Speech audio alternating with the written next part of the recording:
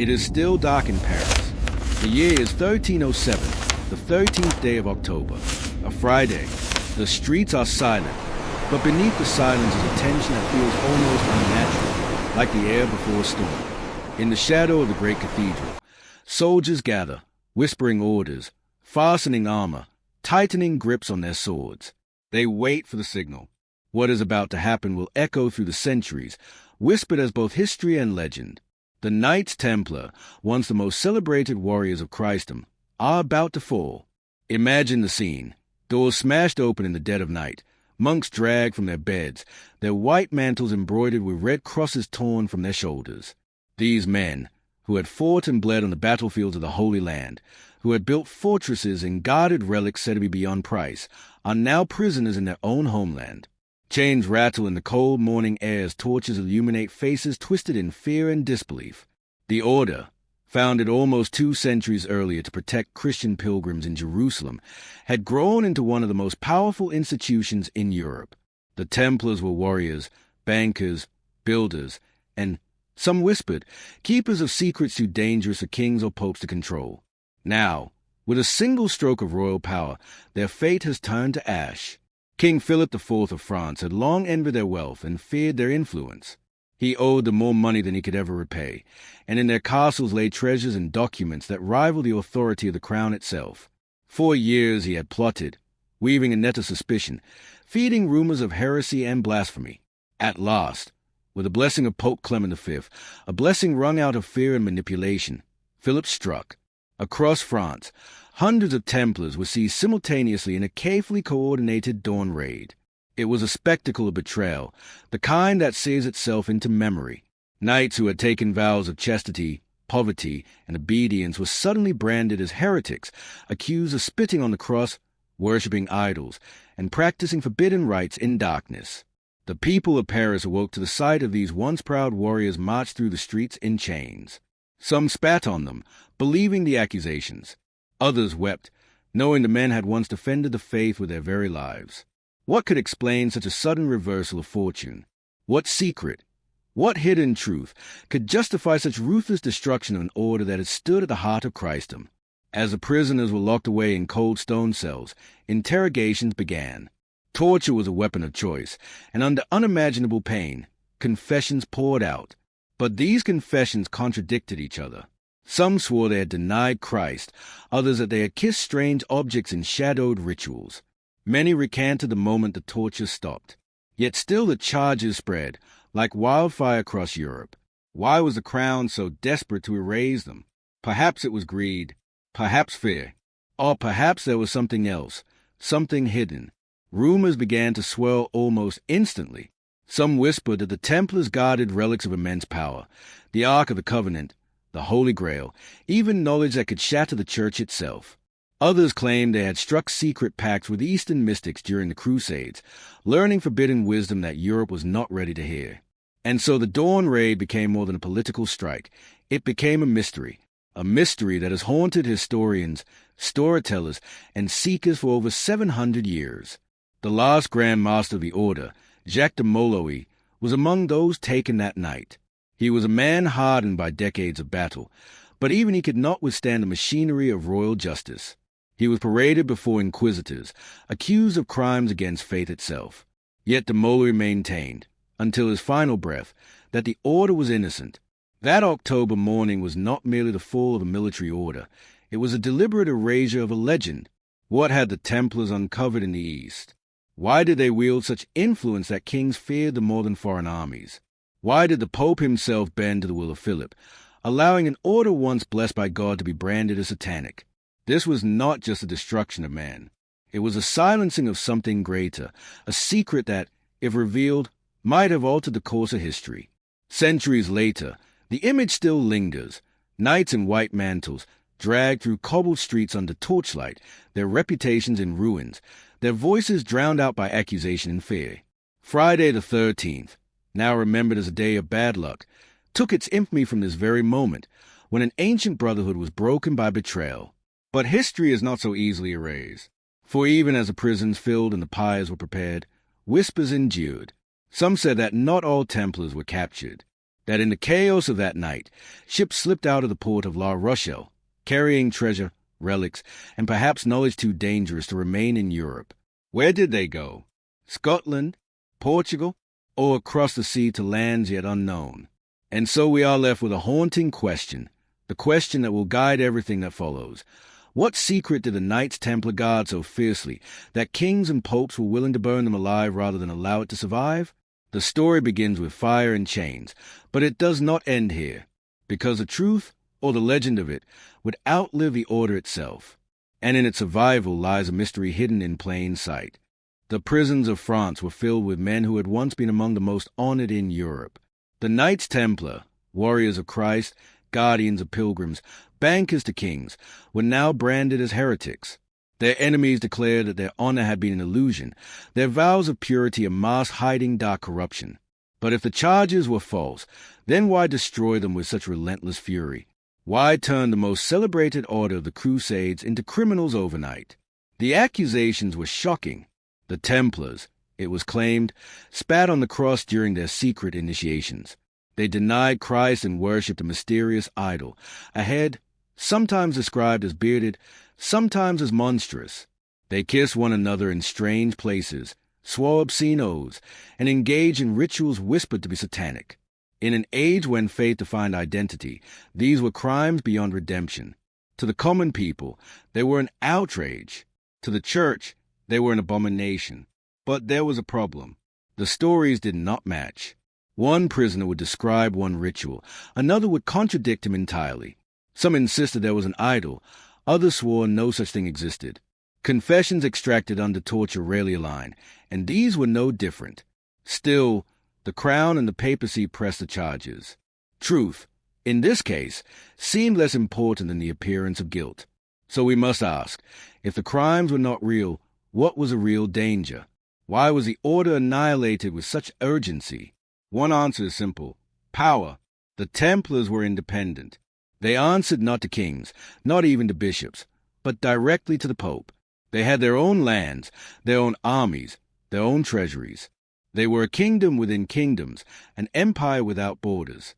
To rulers like Philip IV, this was intolerable. But even that explanation feels incomplete. Political rivals are crushed, not demonized. Yet the Templars were more than crushed. They were smeared with such horror that even centuries later, the name evokes whispers of mystery and heresy. Perhaps the secret lay in what they carried back from the East. The Holy Land had been their home for nearly 200 years. There, they had walked among ruins older than Rome, spoken with mystics and scholars, and perhaps uncovered knowledge that was alien to Europe. Were the charges of heresy simply a mask for this deeper fear, that the Templars had touched truths too dangerous to spread? Imagine the position of the Church. Its authority depended on mystery, on faith uncontested.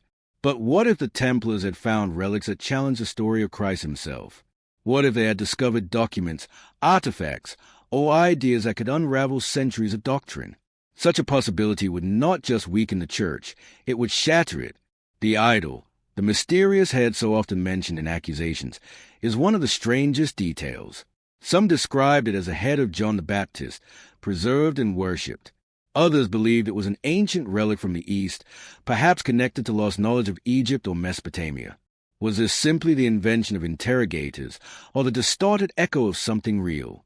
The answer may never be known, but the persistence of the rumor suggests that at the heart of the Templar mystery lay an object or a truth that could not be explained away.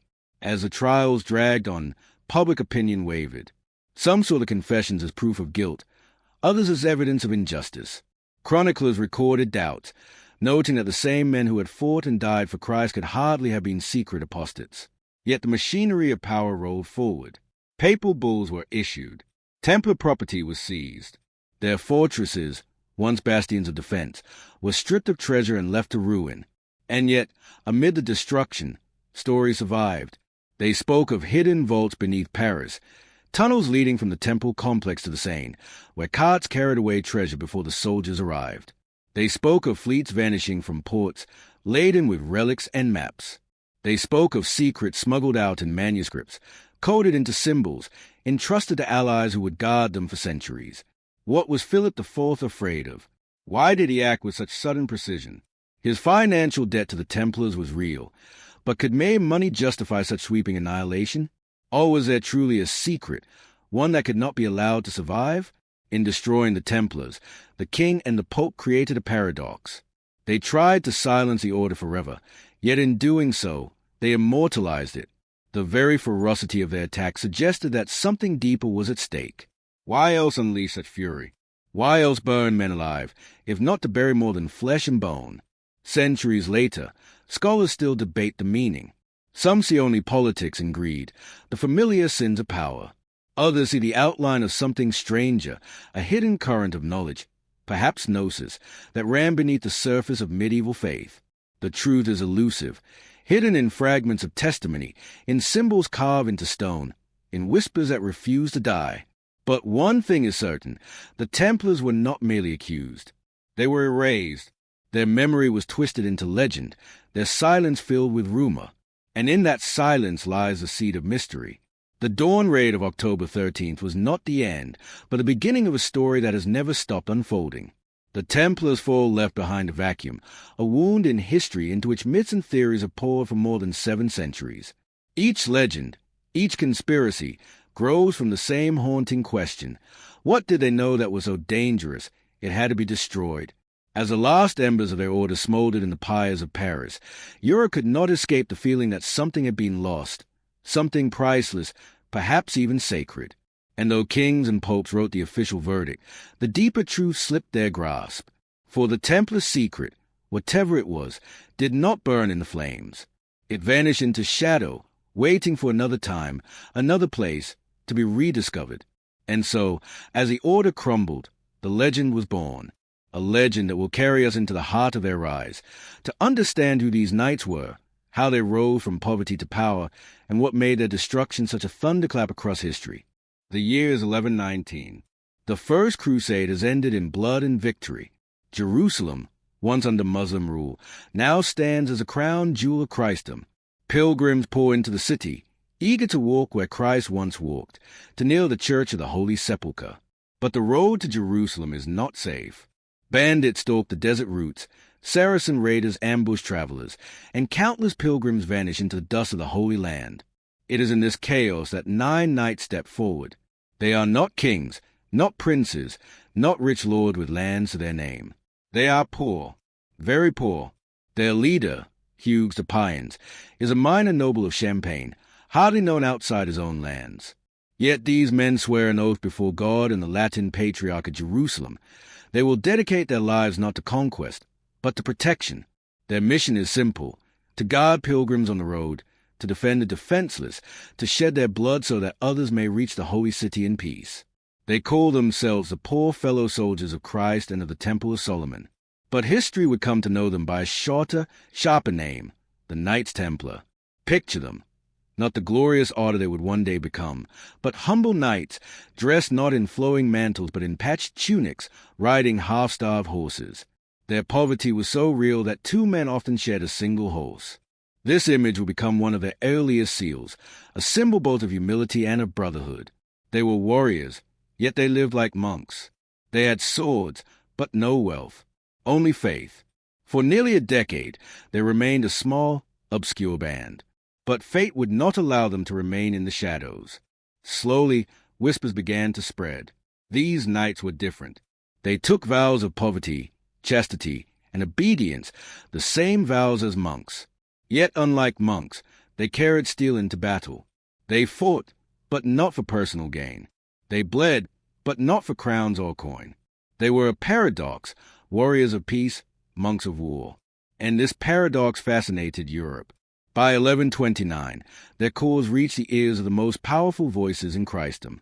Bernard of Clairvaux, the great Cistercian abbot, wrote passionately in their defense. In a world where knights often fought for glory and plunder, Bernard declared the Templars to be the only true warriors of God. His words elevated them from obscurity to honor. At the Council of Troyes, the Church officially recognized the order. What began as 9 poor knights was now a holy army, sanctioned by the Pope himself.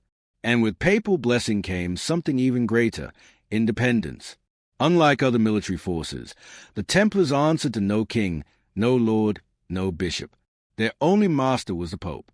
This freedom allowed them to grow unchecked, to expand across Europe and the Holy Land with astonishing speed. The nations flooded in. Castles, estates, farms, and treasure were given to them by lords who sought salvation for their souls. Knights from noble families abandoned their inheritance to join the cause. Soon, the Templars were no longer poor. They were one of the wealthiest and most powerful institutions in Christendom. But with wealth came something even stranger: secrecy. Their inner workings became a mystery even to their allies. Their initiation rites were conducted in private, known only to members. Their rule, a strict code of behavior, was detailed and rigid, yet certain passages hinted at deeper meanings. Outsiders saw only fragments, and in those fragments, suspicion began to grow. Still, to the world at large, they were heroes. On the battlefield, the Templars were fearsome. They fought with unmatched discipline. In an age when armies often broke and fled, the Templars held the line until the last man. Muslim chroniclers respected them, even feared them, calling them lions of war. Their white mantles, embroidered with a red cross of martyrdom, struck terror in enemies and hope in allies. To the common pilgrim, the sight of a Templar patrol meant safety. To kings, it meant loyalty, so long as loyalty aligned with the Church. To the Pope, it meant power, a weapon he could wield without depending on the crowns of Europe. Yet beneath this surface of honor and faith, a shadow lingered. The Templars' sudden rise from poverty to power seemed almost unnatural. Within a generation, they went from 9 poor knights to an international order with vast lands, castles, and treasure. Whispers spread. Had they discovered something in Jerusalem? Their headquarters was established on the Temple Mount itself, in the Al-Aqsa Mosque, which Crusaders believed stood upon the ruins of the Temple of Solomon. This place, already charged with biblical significance, gave the Templars their name, but it also fueled speculation. For years, the knights dug beneath the temple complex.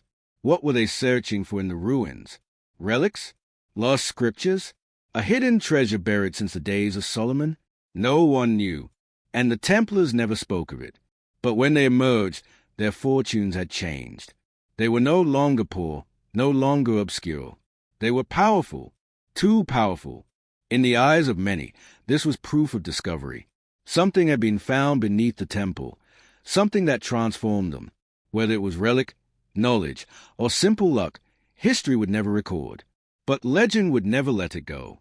By the mid-12th century, the Templars were everywhere. In Jerusalem, they guarded pilgrims and fought battles.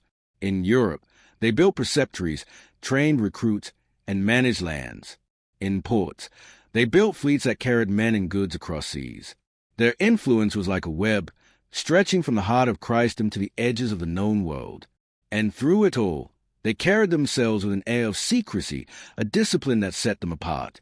They were not mercenaries. They were not lords.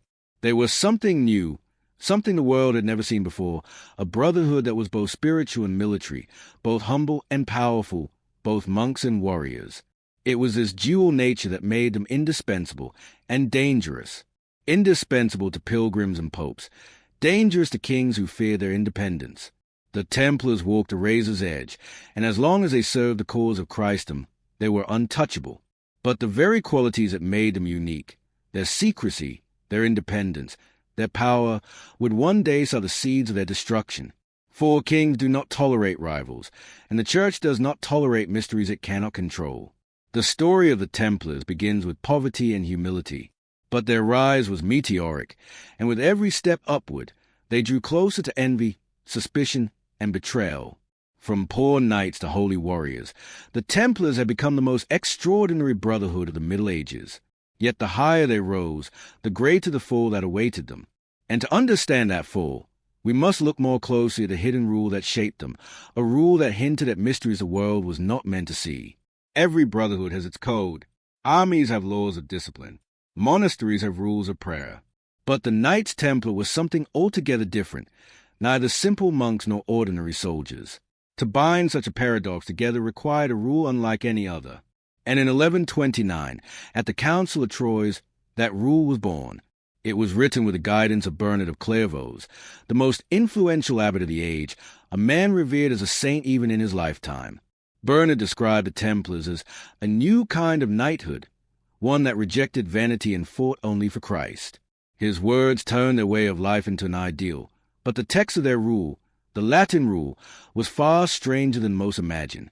On the surface, it resembled the codes of other monastic orders. The Templars were forbidden from luxury, required to eat plain food, wear simple clothes, and obey their superiors without question. Their hair was to be cropped short, their beards grown long. They were commanded to keep silence during meals, to pray at fixed hours, to avoid unnecessary conversation. Their lives were to be disciplined, orderly, stripped of distraction. But beneath these ordinary monastic instructions lay something deeper and more mysterious. The rule was filled with peculiar details, odd restrictions, and cryptic instructions that seemed unnecessary for ordinary knights. For example, Templars were required to eat meat only 3 times a week, but on Fridays they were forbidden from it entirely. This was a common Christian practice, yet in the Templar rule, it was emphasized with unusual severity, almost as if Friday itself held hidden weight. Another clause forbade them from hunting birds with hawks or hounds. Such things might distract from spiritual focus. The text said, yet some historians have wondered if this was more than discipline. Was it an effort to separate the Templars from aristocratic culture, to mark them as outsiders in a world of noble privilege? Even stranger was their rule regarding women. Templars were forbidden from kissing any woman, even their mother, their sister, or their aunt. No knight, it declared, should touch a woman, whether widow, young girl, mother, sister, or aunt. To most, this was a command of chastity. But why such extreme caution? Why the fear that even familial contact could corrupt them? Was it simple piety, or the fear of temptation tied to deeper vows? And then there were the secret chapters. The rule that were presented publicly at Troyes contained 72 clauses. But over the years, it expanded into hundreds more, often copied in manuscripts known only within the order. These additions included secret penalties, private ceremonies, and hints at rituals hidden from outsiders. One detail stands out, the initiation of new brothers. Unlike most monastic vows, which were taken in open ceremony, Templar initiations were done in private. Outsiders were excluded. Only members could witness the rite. And it was this secrecy, more than anything, that would one day fuel the accusations of heresy. What happened in those chambers? Some chroniclers claim that candidates were asked to deny Christ, to spit on the cross, to kiss other brothers in strange ways. Others insisted the ritual was innocent, merely a symbolic test of obedience. The truth was known only to the initiated, and they carried it to their graves. The secrecy of their rule created both loyalty and suspicion. To the brothers, it was a bond stronger than blood. To outsiders, it was a veil, and what lies behind a veil always breeds rumors. But secrecy alone does not explain the strange hints woven through their code. The Templars were obsessed with numbers, with patterns of discipline that almost seemed mathematical. They prayed at set hours, fasted in exact rhythms, marched in precise formations.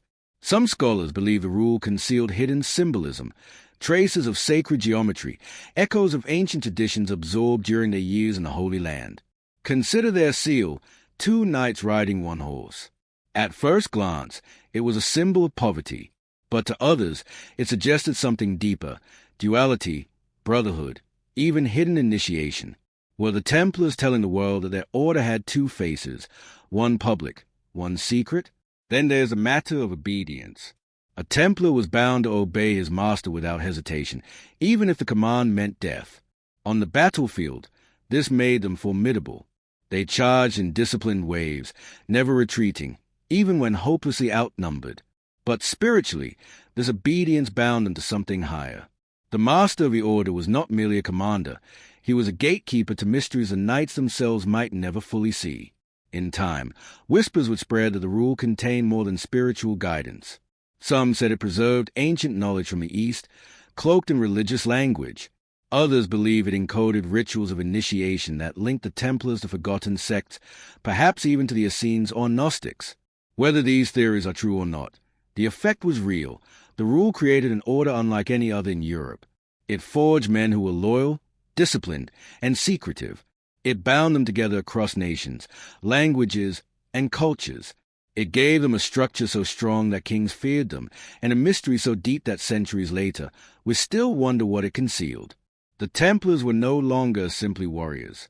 They were monks of a strange kind, guided by a code both holy and enigmatic. And in that code, in its secrecy and peculiarities, lay the seeds of their legend and of their doom. For the very same hidden rules that made them unbreakable in battle would one day be twisted into proof of heresy. The secrecy that protected their brotherhood would become the weapon used to destroy them. The question that haunts us is this: was a rule simply a strict monastic code? Or was it a veil, carefully written to conceal truths the world was not ready to see? To answer, we must turn to the other side of their identity, not their prayers, but their power. For behind the vows of poverty and discipline, the Templars built an empire of wealth and influence. And it was this wealth, combined with their mystery, that made them both indispensable and dangerous. The Knights Templar began as poor men. Their seal, 2 warriors sharing 1 horse, was meant to show humility, the idea that they had nothing of their own, only service to God. Yet within a century, they became unimaginably wealthy.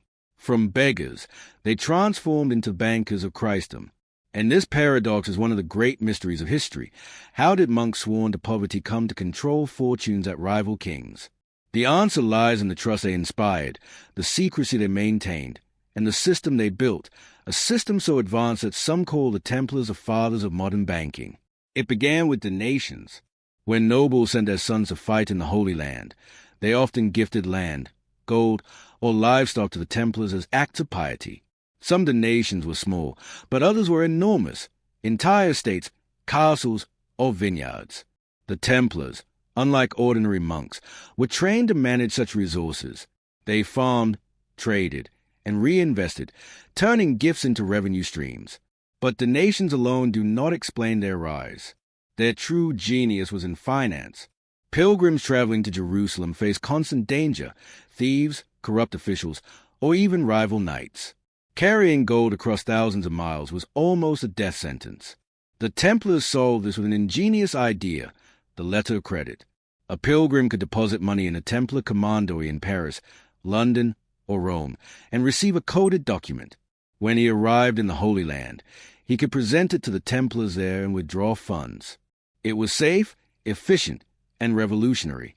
In many ways, it was the world's first international banking network. Kings, too, discovered the usefulness of Templar services. Monarchs borrowed heavily from the order to fund wars, crusades, or political schemes. The Templars were seen as incorruptible, their loyalty bound not to any single kingdom but to their own brotherhood and the Pope. A loan from the Templars was as secure as the vaults of heaven. This neutrality made them indispensable, but also dangerous.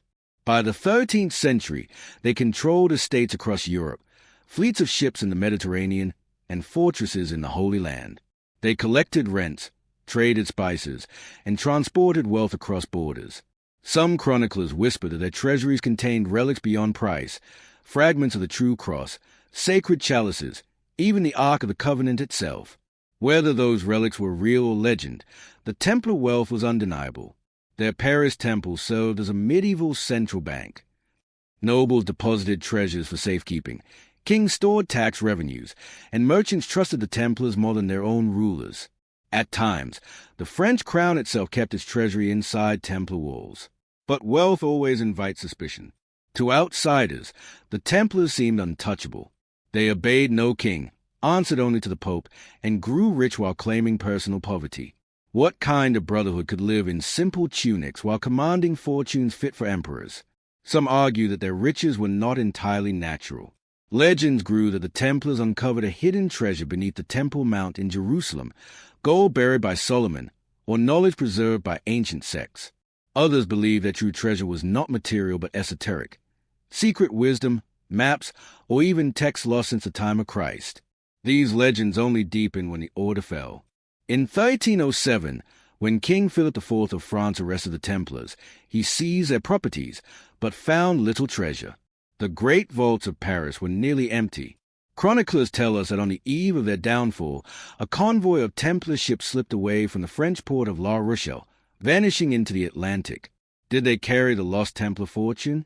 Some say it was taken to Scotland, others to Portugal, and still others to the New World itself. This lost treasure of the Templars became one of history's enduring mysteries. Centuries later, it would inspire countless myths, from pirate hordes to the fabled treasure of Oak Island. Yet whether it was gold, relics, or hidden knowledge, one fact remains: the Templars' fortune was never fully recovered. But beyond myths, the true treasure of the Templars was their system. They left behind more than coins and relics. They left a blueprint. Their letters of credit became the foundation of banking. Their network of estates functioned like early corporations. Their combination of secrecy and discipline allowed wealth to move across borders long before nation-states could manage it. Perhaps this was the greatest irony. They swore vows of poverty, yet they invented tools that reshaped the very meaning of wealth. Their treasure was not only in gold, but in influence, trust, and knowledge, treasures that kings could never fully seize. And so the question lingers: what was the true nature of the Templar fortune? Was it piles of gold hidden in secret vaults? Sacred relics buried beneath ancient stones? Or was it something more subtle, a legacy of ideas that survived long after their fall? Whatever the truth, the treasure of the Templars was both their strength and their curse. It gave them power beyond any other brotherhood of their age, and it painted a target on their backs, for kings and rivals cannot abide monks who hold the purse strings of empires. As their fortune grew, so did resentment. Their secrecy, their independence, their wealth, all of it made them enemies. And one king, desperate for money and power, would bring their empire crashing down. But before their fall, the Templars left behind a final enigma: the strange relics and symbols they were said to guard. From the Holy Grail to the Shroud of Christ, their name would forever be tied to mysteries of faith and myth. And to follow this path, we must leave behind gold and numbers, and enter the world of relics, legends, and hidden secrets, treasures not of earth, but of spirit. The Templars were more than warriors and bankers. They were guardians. Guardians not only of castles, treasure, and pilgrims, but of mysteries that touched the very core of Christendom. From the earliest days, whispers followed them, that they had unearthed relics beneath Jerusalem, that they possessed sacred objects lost since biblical times, that their chapels had secrets too great for the world to know. Whether these tales were truth, exaggeration, or invention, they became inseparable from the Templar name. Let us step into the world of relics and legends, where faith, myth, and rumor intertwine. When the First Crusade stormed Jerusalem in 1099, the Holy City was drenched in blood. Amidst the slaughter, Christian knights seized not only the city but also its sacred sites, the Church of the Holy Sepulchre, Mount Zion, and the ruins of the Temple Mount. It was here, 9 years later, that the First Templars set their headquarters. They lived within the Al-Aqsa Mosque, which the Crusaders believed to stand upon the foundations of Solomon's Temple. It was no ordinary location. For Jews, Christians, and Muslims alike, the Temple Mount was a holiest of sight, the dwelling of God on earth. The Ark of the Covenant, the stone tablets of Moses, and countless treasures of Israel's kings were once said to have been stored there. By choosing this as their home, the Templars wrapped themselves in mystery from the very beginning. Soon rumors spread. The knights were not only defending pilgrims, but digging beneath the temple. Some chronicles suggest they searched the vaults and tunnels for ancient relics. Whether by accident or design, the Templars became associated with discoveries that could rewrite sacred history. What were they said to have found? The most famous legend is, of course, the Holy Grail. To many, the Grail was the cup used by Christ at the Last Supper, or the vessel that caught his blood at the crucifixion. Medieval romances began to tie the Grail to the Templars, portraying them as its secret guardians. Their secrecy, their wealth, and their sudden downfall all seemed to point toward a truth too dangerous to reveal. Did the Templars really guard the Grail? Or was the Grail itself a symbol for something else, hidden wisdom, ancient scriptures, or even bloodlines? Another relic said to have been in their keeping was the Shroud of Christ, a piece of linen said to bear the image of his crucified body. Some scholars argue that the famous Shroud of Turin may have passed through Templar hands during their rise. Then there was the Ark of the Covenant. The chest said contained the 10 Commandments. Its disappearance from Jerusalem in antiquity had fueled endless speculation. Could the Templars have discovered it in the ruins beneath the Temple Mount? Stories emerged in later centuries that the Ark had been spirited away to Europe, hidden in Templar vaults, or transported across the sea. Not all the relics were biblical. Some accounts claim the knights kept strange idols, bearded heads, mysterious statues, or objects of unknown origin. During their trials in 1307, inquisitors accused them of worshipping a head known as Baphomet. Was this a deliberate slander, a misunderstood relic, or something more enigmatic? No one knows for certain. The fascination with relics was not unusual in the Middle Ages. Pilgrims flocked to see bones of saints, drops of Christ's blood, or splinters of the true cross. Relics gave churches prestige, drew wealth, and strengthened faith. But the Templars were different. Their relics, if real, were not displayed to the public. They were hidden, guarded, cloaked in silence. And this secrecy created an aura of fear. To kings and priests, the Templars began to look less like holy warriors and more like a rival priesthood, keepers of mysteries that even the Pope could not control. Yet what if the relics were not physical objects at all, but knowledge? The Crusade had brought the Templars into contact with Islamic scholars, Jewish mystics, and ancient traditions of the East. Some historians suggest they may have learned secrets of medicine, astronomy, or philosophy far beyond Europe's understanding at the time. To a medieval mind, such knowledge could easily appear as sorcery, or worse, heresy. The legends multiplied after their fall. When King Philip's men stormed Templar commanderies, they expected to see sacred treasures. Yet almost nothing was found. No Grail, no Ark, no golden chest filled with relics. This absence only deepened the mystery.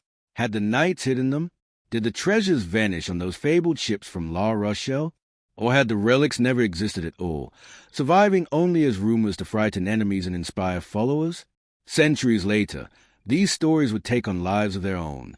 Writers, poets, and secret societies claimed descent from the Templars, each guarding some fragment of their supposed relics. From the Freemasons to Rosicrucians, echoes of Templar mystique passed through the ages. Even today, films, novels, and conspiracy theories still return to the question, what relics did the Templars truly guard? But whether myth or reality, these stories matter for one reason. They reveal how the Templars were perceived. They were not ordinary knights.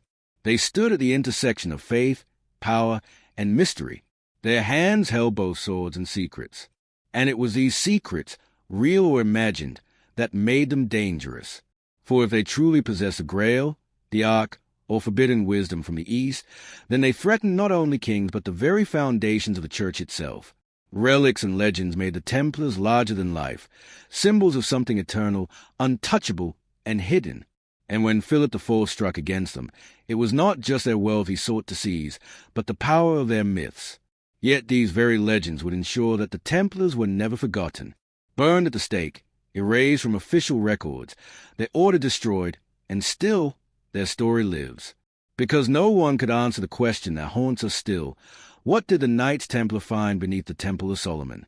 The next chapter in our journey leads us into the realm of symbols, codes, and hidden architecture, the silent language through which the Templars may have preserved their secrets long after their flames went out. Walk through the villages of France, Spain, or Portugal, and you may stumble upon a chapel that feels different. Its stone walls seem heavier, its geometry strangely precise, its carvings whispering of mysteries half forgotten. These are the traces of the Knights Templar, not in dusty archives, but carved into the very fabric of Europe. The Templars were not only warriors and bankers, they were builders. Their castles and commanderies stretched from the Holy Land to the coast of England. They raised fortresses on cliffs, churches on crossroads, and chapels that mirrored ancient patterns of sacred design. And to those who know how to read the language of stone, their architecture still speaks. The most famous of these is the round church. Unlike the typical cross-shaped cathedrals of medieval Europe, Templar churches were often circular, echoing the shape of the Dome of the Rock in Jerusalem, the very place they called home during their early years. Some say this was an homage, others a direct connection, a sacred geometry linking their European chapels to the Temple Mount itself. In London, the Temple Church still stands, its round nave a haunting reminder of the Order's unique vision. Built in 1185, it was designed not only as a place of worship, but as a symbolic fortress of faith. Within its circle, effigies of knights lie carved in stone, sword crossed upon their chests, forever guarding secrets we may never fully understand. Across Europe, similar round churches appear, in Tomar, Portugal, in Segovia, Spain, in the forests of Germany. Their design seems deliberate, as though forming part of a hidden code, a network of sacred geometry stretching across continents. But the Templars were not only copying Eastern forms. Their architecture often concealed deeper messages. In many of their chapels, symbols were carved into capitals, windows, and floor tiles, 8-pointed stars, interlocking crosses, mysterious knots that seemed to carry meanings lost to time. Some were Christian, others perhaps older, echoes of traditions the Templars may have encountered in the East. The fortress of Tomar in Portugal, one of the most magnificent Templar sites in the world, embodies this fusion of stone and symbol. Its round church rises like a crown above the fortress walls, decorated with intricate carvings that blend Christian iconography with pagan motifs. To some, it is evidence that the Templars preserved knowledge from many cultures, encoding it into their very architecture. Even their castles bore mysteries. At sites like Château de Gizes in France, legends grew that hidden vaults beneath the walls concealed the Templar treasure, not just gold, but scrolls, relics, or forbidden texts. Excavations in later centuries fueled these myths, as tunnels and chambers were discovered beneath the fortress. The stone itself seemed to whisper that something lay hidden just out of reach. Architectural historians have long debated, were the Templars master builders, or was there something more to their designs? Their use of geometry suggests they knew more than simple masonry. Some argue they inherited knowledge of sacred proportions from the East, blending Christian theology with Islamic and Jewish mysticism. Their churches, in this view, were not merely places of prayer but instruments of harmony, designed to channel spiritual energy through shape and form. Consider their obsession with the number 8. Many Templar buildings feature octagonal designs, 8-sided chapels, 8-pointed stars. In Christian symbolism, the number 8 represents resurrection and eternity, the day beyond the cycle of 7. Yet it also carries meaning in Islamic and Jewish traditions. Could the Templars have used architecture as a bridge between worlds, encoding universal truths in stone? There is also the matter of secrecy. The Templars built not only above ground but below it. Hidden tunnels, crypts, and underground chambers appear in many of their sites. Were these merely practical, escape routes, storage rooms, or were they hiding places for relics? At Rosslyn Chapel in Scotland, often linked to Templar legends, carvings suggest hidden vaults beneath the floor. Some believe these vaults may contain the Grail or lost scrolls from Jerusalem, though no excavation has ever confirmed it. Rosslyn itself, though built after the Templar suppression, is steeped in their lore. Its elaborate carvings depict not only biblical scenes but strange figures, maize plants that seem to predate Columbus's voyage, mysterious symbols resembling Masonic codes. Whether Rosslyn is a true Templar creation or later homage, it demonstrates how deeply their architectural mystique shaped European imagination. But perhaps the greatest secret of Templar architecture is its silence. Unlike manuscripts or chronicles, which can be burned, stone endures. Kings could destroy the order, but they could not erase the churches, fortresses, and chapels scattered across Europe. In them, the Templars left a legacy hidden in plain sight, waiting for those with eyes to see. Some modern researchers believe that Templar architecture formed a map, not of land, but of meaning. The round churches aligned with celestial patterns, the placement of commanderies followed sacred geography, and the symbols carved into stone created a language of their own. If true, then the Templars preserved their secrets not in vaults or scrolls, but in the very stones that still stand today. Imagine walking into a small chapel in rural France. The walls are plain, the altar humble, but above the doorway is carved symbol, 2 interlocking triangles, forming a star. To the medieval villager, it was decoration. To the initiated, perhaps it was a sign, a reminder of hidden truths carried from Jerusalem. This is a genius of the Templars. Their architecture was both practical and mystical, visible to all and yet coded for the few. Castles to guard against armies, chapels to inspire devotion, and symbols to carry secrets across centuries. And so, when we speak of Templar relics and treasures, we must also consider this. Their greatest relic may not be an object hidden in a vault, but the architecture itself, a treasure of stone and symbol, left for us to decipher. But architecture, no matter how enduring, could not protect the Templars from betrayal. Their fortresses could be stormed, their chapels desecrated, their symbols misunderstood. And in the end, no secret carved in stone could shield them from the king's ambition. Still, as we move forward, the story deepens. For alongside their architecture, the Templars left behind something even more elusive, hidden codes, encrypted manuscripts, and secret writings that some believe hold the key to their final mystery. Beneath the surface of history lies a hidden language, one written not with ink but with symbols, numbers, and codes. The Knights Templar, masters of secrecy, understood that power was not only held by swords or gold, but by knowledge that had to be concealed, protected, and sometimes disguised in ways only the initiated could understand. When their enemies struck in 1307, many of their records were seized, yet the great secrets of the orders seemed to vanish. What happened to their archives, their correspondence, the rules and rituals passed down for nearly 2 centuries? If the Templars had indeed discovered relics, sacred knowledge, or maps of hidden lands, it would be unthinkable that they left such treasures unguarded. And so the theory arose: their secrets were encrypted, buried not in vaults of stone but in codes and crypts. Some of the earliest hints of this come from the rule of the Templars itself. This document, written in Latin, outlined their vows and daily practices. On the surface it seemed ordinary, but scholars have long noted peculiarities in its phrasing, its repeated symbols, its odd structures. Were these merely accidents of translation, or intentional layers of hidden meaning? Medieval orders often used ciphers for sensitive information, and the Templars, with their international reach, would have had every reason to employ codes more sophisticated than most. Whispers of secret writing followed them even into their trials. Inquisitors claimed that during initiations, novices were taught words known only to brothers, passwords, and gestures that marked them across borders. These signs, impossible for outsiders to decipher, may have functioned like an invisible shield, allowing Templars to recognize each other even when scattered across kingdoms. Some researchers argue that elements of these codes later filtered into Freemasonry, carrying fragments of Templar secrecy into later centuries.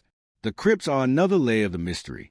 Beneath Templar chapels and fortresses, archaeologists have uncovered chambers cut deep into stone. Some were burial vaults, others storage rooms, but many remain enigmatic. At Gizes in France, excavations in the 20th century revealed a hidden crypt beneath a fortress long linked to Templar lore. Inside were strange carvings and blocked passages, as if the true chamber had been sealed away. Legends claim that the lost treasure of the Templars lies within such vaults, protected by layers of stone and secrecy. But perhaps the most tantalizing hint of Templar coding lies in the strange documents that survived their destruction. Among them are parchments written in seemingly ordinary script but with odd patterns, letters spaced unusually, numbers interwoven with text. Some historians believe these were simple administrative notes. Others suspect they were steganographic writings, concealing messages that would only reveal themselves to those with a key. One famous example is the so-called Kynon parchment, discovered in the Vatican archives in 2001. This document revealed that Pope Clement V had secretly absolved the Templars of heresy even as the trials raged. But what stunned historians was not only the content, but the fact that it had remained hidden for 7 centuries, mislabeled and buried in the labyrinth of the Vatican's vaults. If one such parchment could remain concealed for centuries, how many others might still wait, their coded truths unread? Even outside Europe, whispers of Templar codes endure. On remote islands, in ruined fortresses, in chapels across Spain and Scotland, strange inscriptions appear. Crosses carved at angles, stars etched into ceilings, numbers repeating like patterns in a riddle. Some claim these are merely decorative. Others believe they are fragments of a greater cipher, one pointing to where the Templars hid their most guarded secret. Consider the mystery of Rennes Chateau in southern France, where a parish priest in the 19th century allegedly uncovered coded documents in his church. Though debated endlessly, the symbols and messages linked by some researchers to Templar lore have fueled theories of hidden treasures, secret bloodlines, and even maps to the Holy Grail. The truth remains elusive, but the fingerprints of Templar secrecy seem to echo in such tales. What if their codes were never meant to be solved by outsiders? Perhaps the purpose was not to reveal, but to protect. To create a system where knowledge could survive even when the order did not, locked away in symbols carved in stone, in manuscripts disguised as prayers, in crypts sealed until the appointed time. If so, then the real Templar archive is not missing at all. It surrounds us, hidden in plain sight, awaiting those who know the language. The emotional weight of this possibility is profound. Imagine centuries of men and women stumbling across fragments, a symbol here, a tunnel there, never realizing they held pieces of a puzzle designed by a vanished brotherhood. Imagine a map without a key, a story without its ending. This is what makes the Templar Code so enduring. They taunt us with a sense that the truth is just within reach, if only we knew how to see. But the mystery of codes and crypts is more than legend. It reveals how deeply the Templars understood the fragility of power. Kings can confiscate gold, armies can storm castles, but knowledge, encrypted and concealed, can slip through the cracks of history. And if they truly guarded something world-changing, a relic, a document, a truth, then perhaps it is still with us, shielded by layers of secrecy, waiting for the moment it will emerge. The search for Templar codes continues today. Amateur treasure hunters dig into ruined fortresses, historians scour archives of forgotten manuscripts, and cryptographers apply modern techniques to ancient texts. Some claim progress, others dismiss the entire endeavor as fantasy. Yet the allure remains, because behind every symbol, every sealed crypt, lies the same haunting question. What secret did the Knights Templar die to protect? And so, from codes carved into stone to crypts hidden beneath fortresses, the trail of the Templars leads us deeper into the shadows. For behind the silence of their symbols lies another rumor, one that stretches beyond Europe itself. The possibility that the Templars carried their secrets across the seas into lands unknown. As the walls of their fortresses fell, and their brothers were dragged into dungeons, the Knights Templar seemed to vanish from the stage of history. Yet rumors persisted that their departure was not an end, but a journey. Ships left the ports of La Rochelle, carrying not only fleeing knights but also cargoes of untold value. Some say it was gold and relics. Others believe it was documents and sacred knowledge, perhaps even the very treasure the Templars had sworn to guard. Wherever those ships sailed, the legend of the Templars grew wings and crossed oceans. The port of La Rochelle in France was central to this narrative. Protected by massive stone towers in a sheltered harbor, it was a Templar fleet's stronghold. Chroniclers of the time note that when King Philip moved against them in 1307, several of their ships were already gone, vanishing into the horizon before royal forces could seize them. Where did they go? To England? To Scotland? Or farther still, across seas that medieval Europe had barely charted? This mystery of the missing fleet has sparked centuries of speculation, fueling tales of escape and discovery. One of the most enduring theories suggests that the Templars found refuge in Scotland. At the time, Scotland was under papal excommunication, meaning it stood outside the authority of the church that condemned the Templars. According to legend, the exiled knights offered their skills and allegiance to Scottish leaders, fighting alongside Robert the Bruce at the Battle of Bannockburn in 1314. Some accounts claim that mysterious horsemen clad in white mantles appeared on the battlefield, helping to turn the tide in Scotland's favor. Whether myth or fact, the story gave birth to the belief that the Templars carried their legacy into the Highlands, building alliances and perhaps even hiding treasures in remote glens and abbeys. Yet the rumors did not stop there. Beyond Scotland lay the ocean, and with the tantalizing possibility that the Templars reached the New World long before Columbus. Strange carvings and artifacts discovered in Nova Scotia, most famously at Oak Island, have fueled these theories for centuries. The so-called Money Pit, with its layers of timber, stone, and mysterious symbols, has been linked to the Templars since at least the 18th century. Some argue that the pit holds their lost treasure, while others see it as a decoy, a symbolic construction meant to hide something far more profound, perhaps even the Holy Grail. Oak Island is not the only alleged trace. Across North America, scattered accounts of carvings, stone crosses, and enigmatic maps suggest the possibility of medieval visitors from Europe. While mainstream historians remain skeptical, believers in the Templar voyages see these as breadcrumbs left by an order determined to safeguard its legacy on distant shores. If true, the implications would be staggering, that the Templars expanded their reach beyond the known world, planting seeds of their influence across oceans centuries ahead of their time. Another version of the legend takes us south, to Portugal. Unlike in France, the Templars have found protection under King Dinis, who refused to persecute them. Instead, he restructured the order under a new name, the Order of Christ, ensuring that the Templar tradition survived. Centuries later, it was the Order of Christ that supported Portugal's age of exploration. The very sails that carried explorers like Vasco da Gama and Henry the Navigator bore the familiar red cross of the Templars. Was this merely a symbol inherited by chance, or was it a continuation of a vision, the spreading of Templar influence across seas and continents? If so, then perhaps the voyages of discovery were not just about trade routes, but about carrying forward an older mission hidden beneath the surface of history. The connection between Templars and exploration is further hinted at in the maps that survive from the medieval era. Some cartographers drew coastlines with uncanny accuracy, as if they had knowledge of lands not yet officially discovered. Theory suggests that such maps may have originated from Templar voyages, passed down in secret to navigators of later centuries. Though evidence remains fragmentary, the coincidences stir imagination. Perhaps the Red Cross of the Templars guided not only crusaders but also explorers into the unknown. The emotional power of these legends lies not in certainty but in possibility. To imagine Templar ships braving storms, slipping past royal patrols, and setting out into uncharted waters is to see them as more than warriors. It paints them as seekers, explorers, and guardians of mysteries too great to perish with their fall.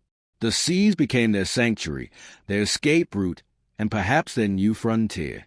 Skeptics argue that much of this is fantasy, built on coincidence and myth. They point out that no definitive artifact proves Templar presence in the New World, and that many of the alleged signs can be explained by later settlers or natural causes. Yet even skeptics admit the records of the Templar fleet are incomplete, and their sudden disappearance leaves a question mark history cannot erase. Where there is a void, imagination rushes in, and with the powerful allure of what might have been. What is undeniable is the resilience of the Templar story. Across Europe and beyond, the idea of the Order escaping destruction to find new lands and new missions has kept their memory alive. In Scotland, Portugal, and the Americas, whispers of their survival weave into local folklore, turning ruins into sacred sites and landscapes into maps of hidden possibility. Each tale, each symbol, each unexplained artifact becomes part of a vast mosaic, a story that refuses to die. If the Templars did sail across the seas, what did they hope to achieve? Was it simply survival, or something greater? Did they seek to preserve the relics and secrets entrusted to them, keeping them safe from kings and popes who feared their power? Or did they carry a vision of a new world, one where their ideals of brotherhood and faith could flourish beyond the reach of corruption? These questions remain unanswered, yet they fuel the enduring fire of the Templar legend.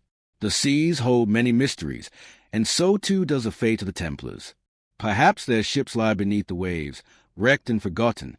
Perhaps their archives sleep in hidden vaults in Scotland, Portugal, or across the Atlantic. Or perhaps their greatest treasure was never gold or relics at all, but the knowledge they carried, knowledge scattered like seeds across continents, waiting for future generations to uncover. And so the story carries us onward, across oceans and through centuries, always chasing the horizon where history meets myth.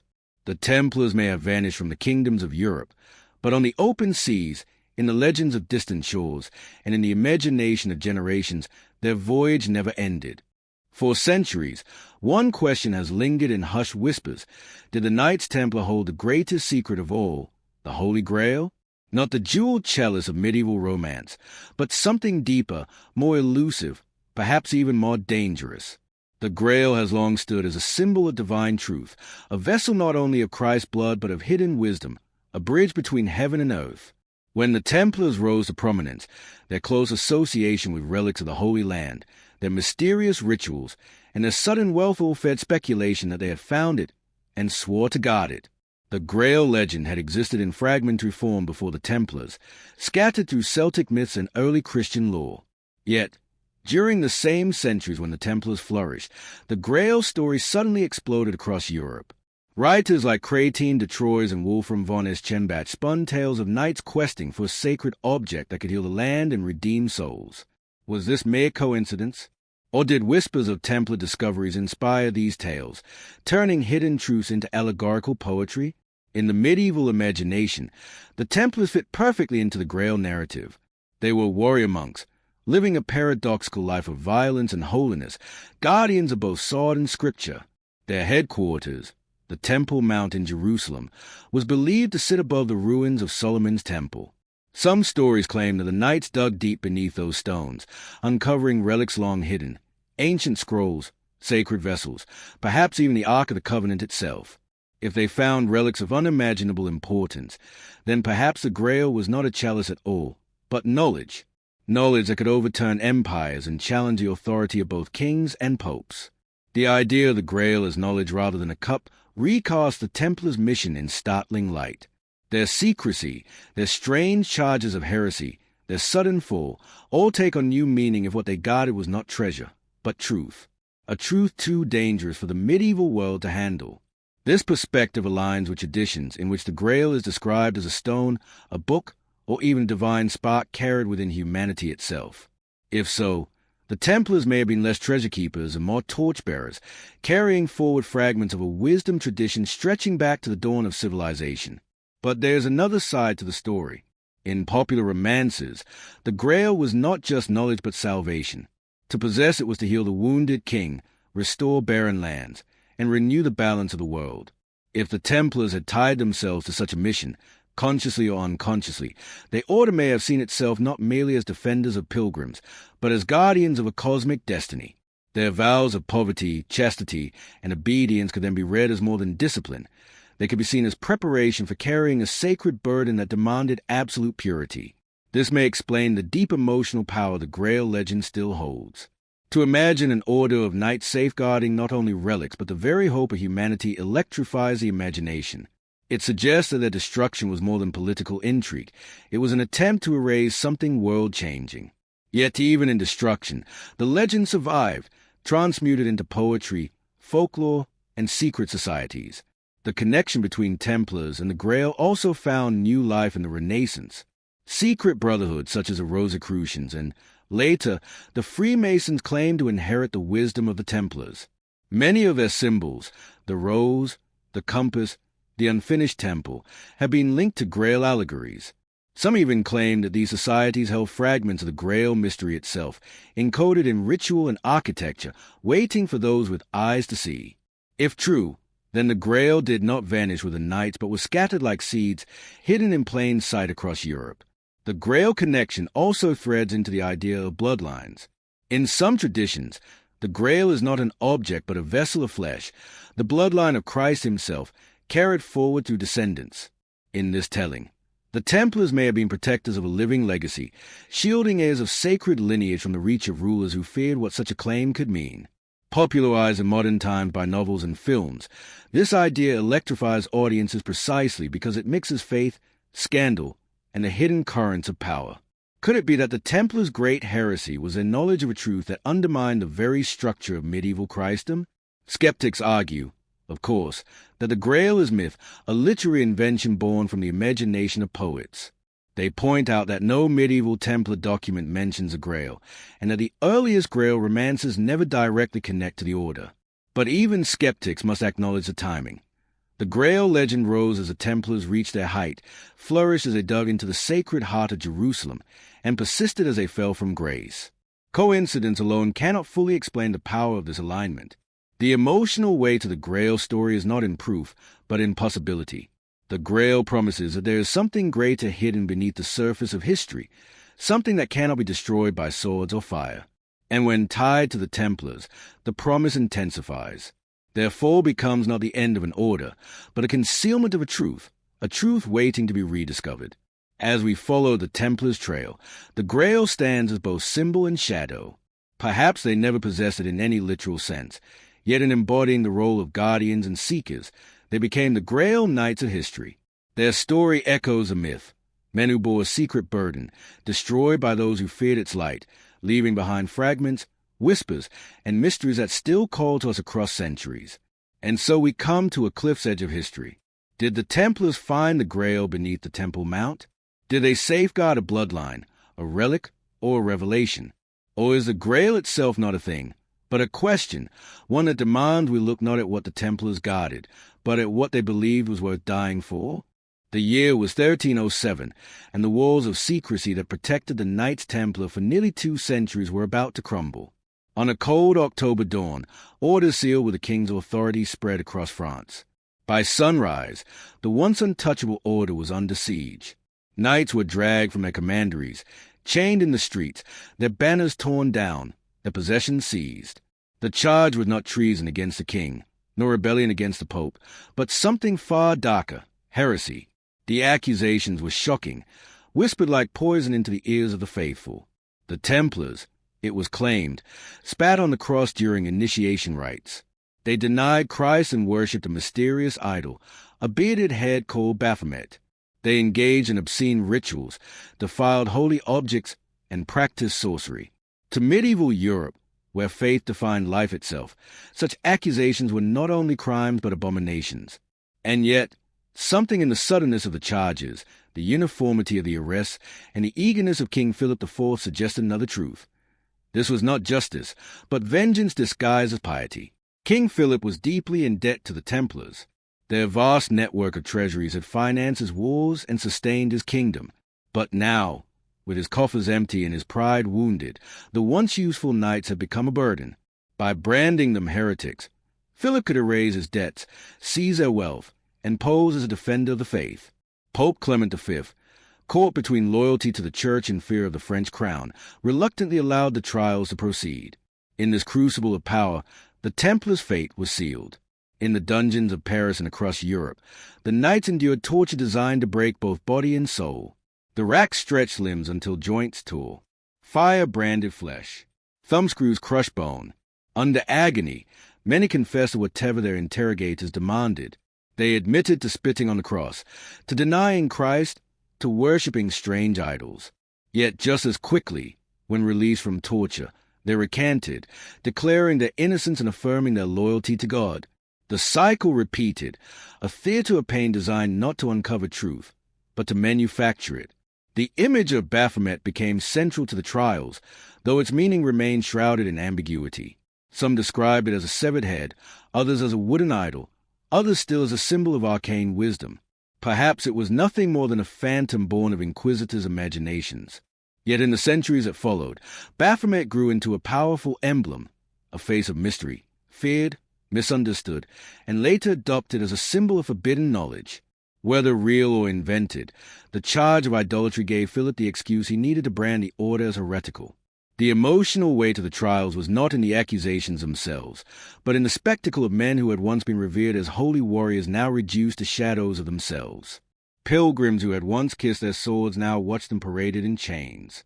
Their white mantles, once symbols of purity and sacrifice, were stained with ash and blood. The sight must have unsettled the faithful. If even the defenders of Christendom could be condemned, what did that mean for the safety of the Church itself? Amid the chaos, some Templars refused to bend. They endured the tortures without confession, holding to their vows even as their bodies failed. Their silence spoke louder than the false words torn from their brothers. In them, the order's dignity remained unbroken, even as its structure collapsed. For the common people, this resistance planted seeds of doubt.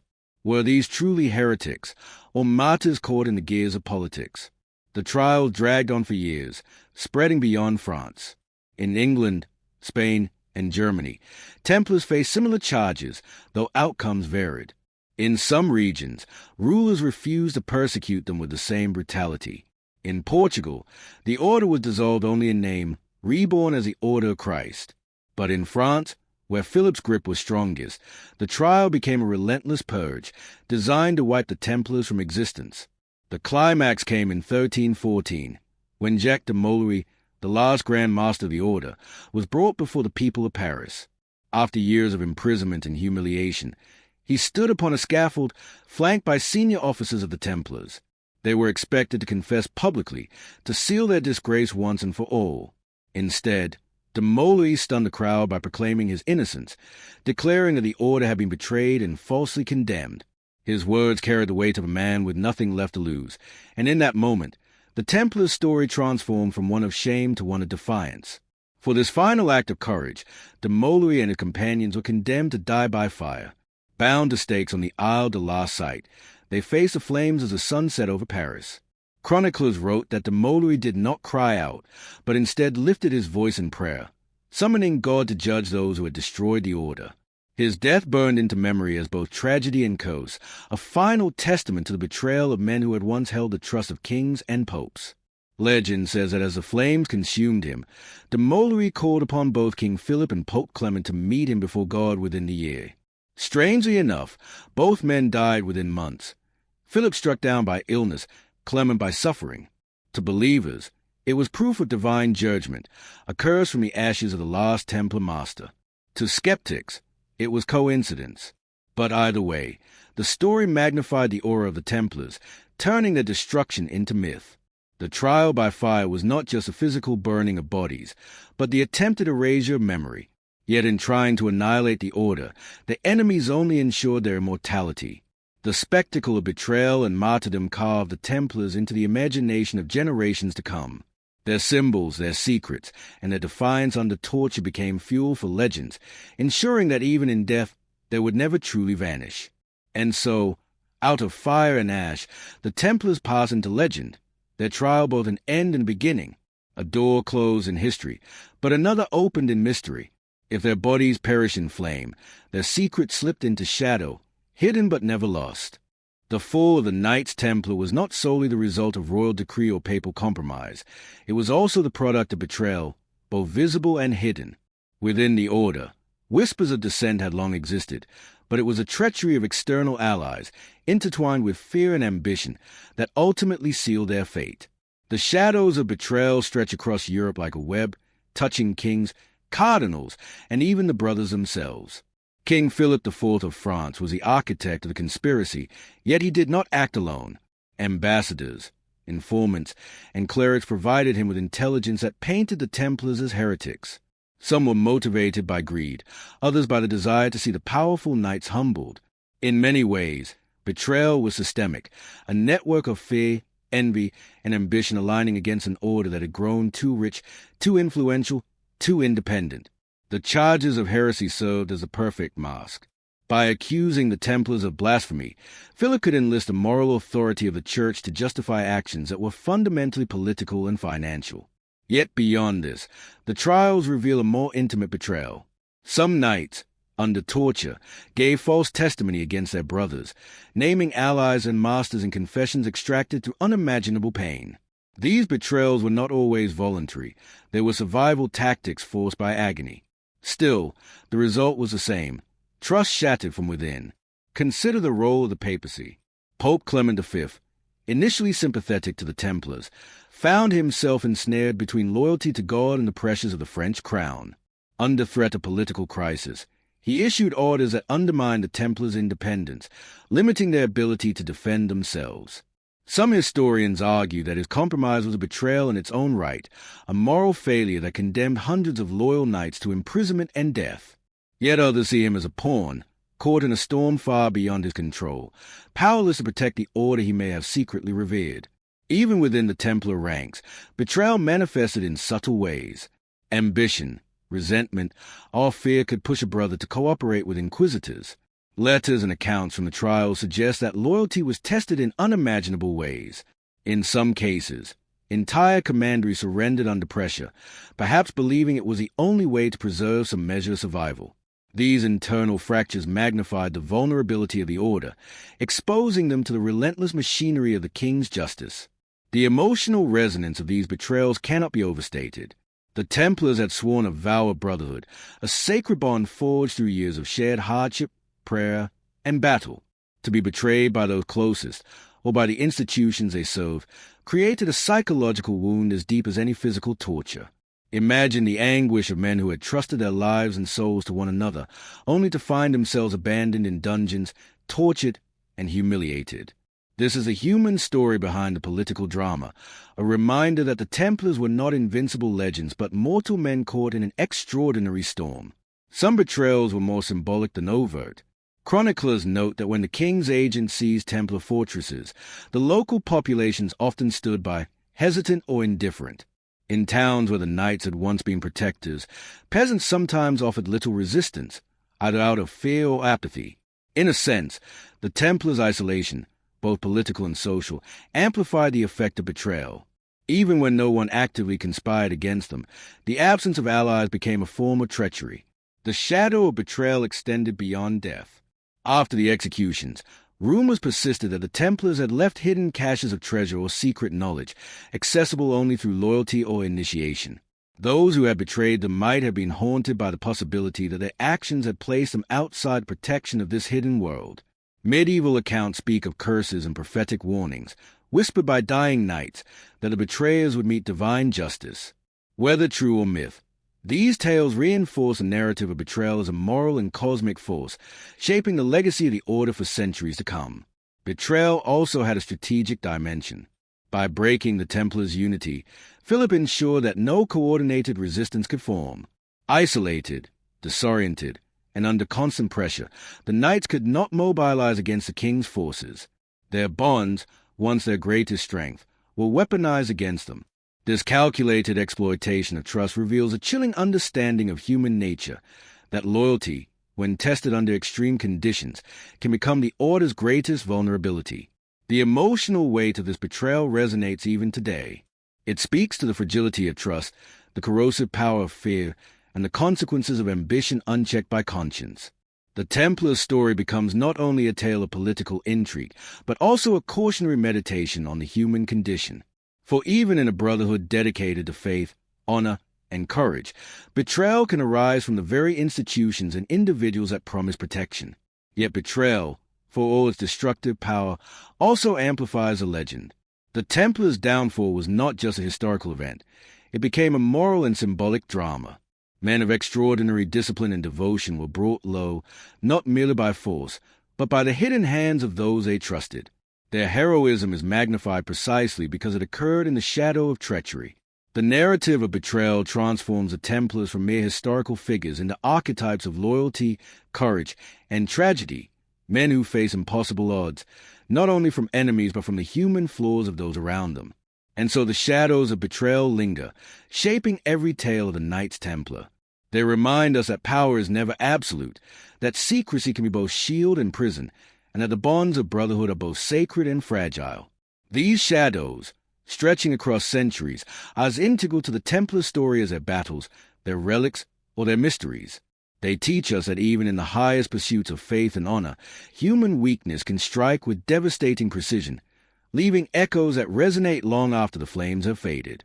Long after the flames consumed the bodies of Jacques de Molloy and his fellow knights, whispers persisted of secrets that survived the purge, secrets hidden not in gold or stone, but in the fragile pages of manuscripts, carefully concealed from the eyes of the inquisitors.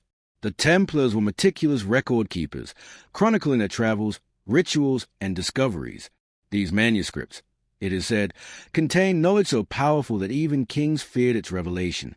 In the wake of the trials, many documents were seized, burned, or lost. Yet scattered references suggest that some manuscripts vanished into private collections, monasteries, or even the hands of sympathetic nobles. One account tells of a Templar scribe in Paris, entrusted with a codex containing sacred texts and cryptic diagrams. When the order fell, he smuggled the volume through secret tunnels beneath the city, passing it from hand to hand until it disappeared entirely. Such stories hint at a deliberate effort to preserve the Order's intellectual and spiritual legacy, hidden in plain sight. Among these elusive texts, some scholars have identified recurring themes: geometry, astronomy, and the interpretation of sacred symbols. The Templars had traveled extensively through the Holy Land, encountering not only Islamic scholars but also Jewish mystics, Coptic monks, and Eastern sages. Their manuscripts often fuse these diverse traditions, creating a body of knowledge that blended mathematics, theology, and esoteric philosophy.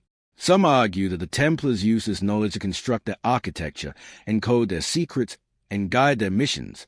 Others suggest that it contained instructions for rituals or keys to relics, perhaps even the Grail.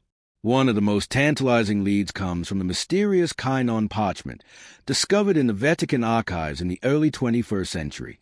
While it primarily documented the absolution of the Templars, it hinted at records and correspondences that had been hidden to protect the Order.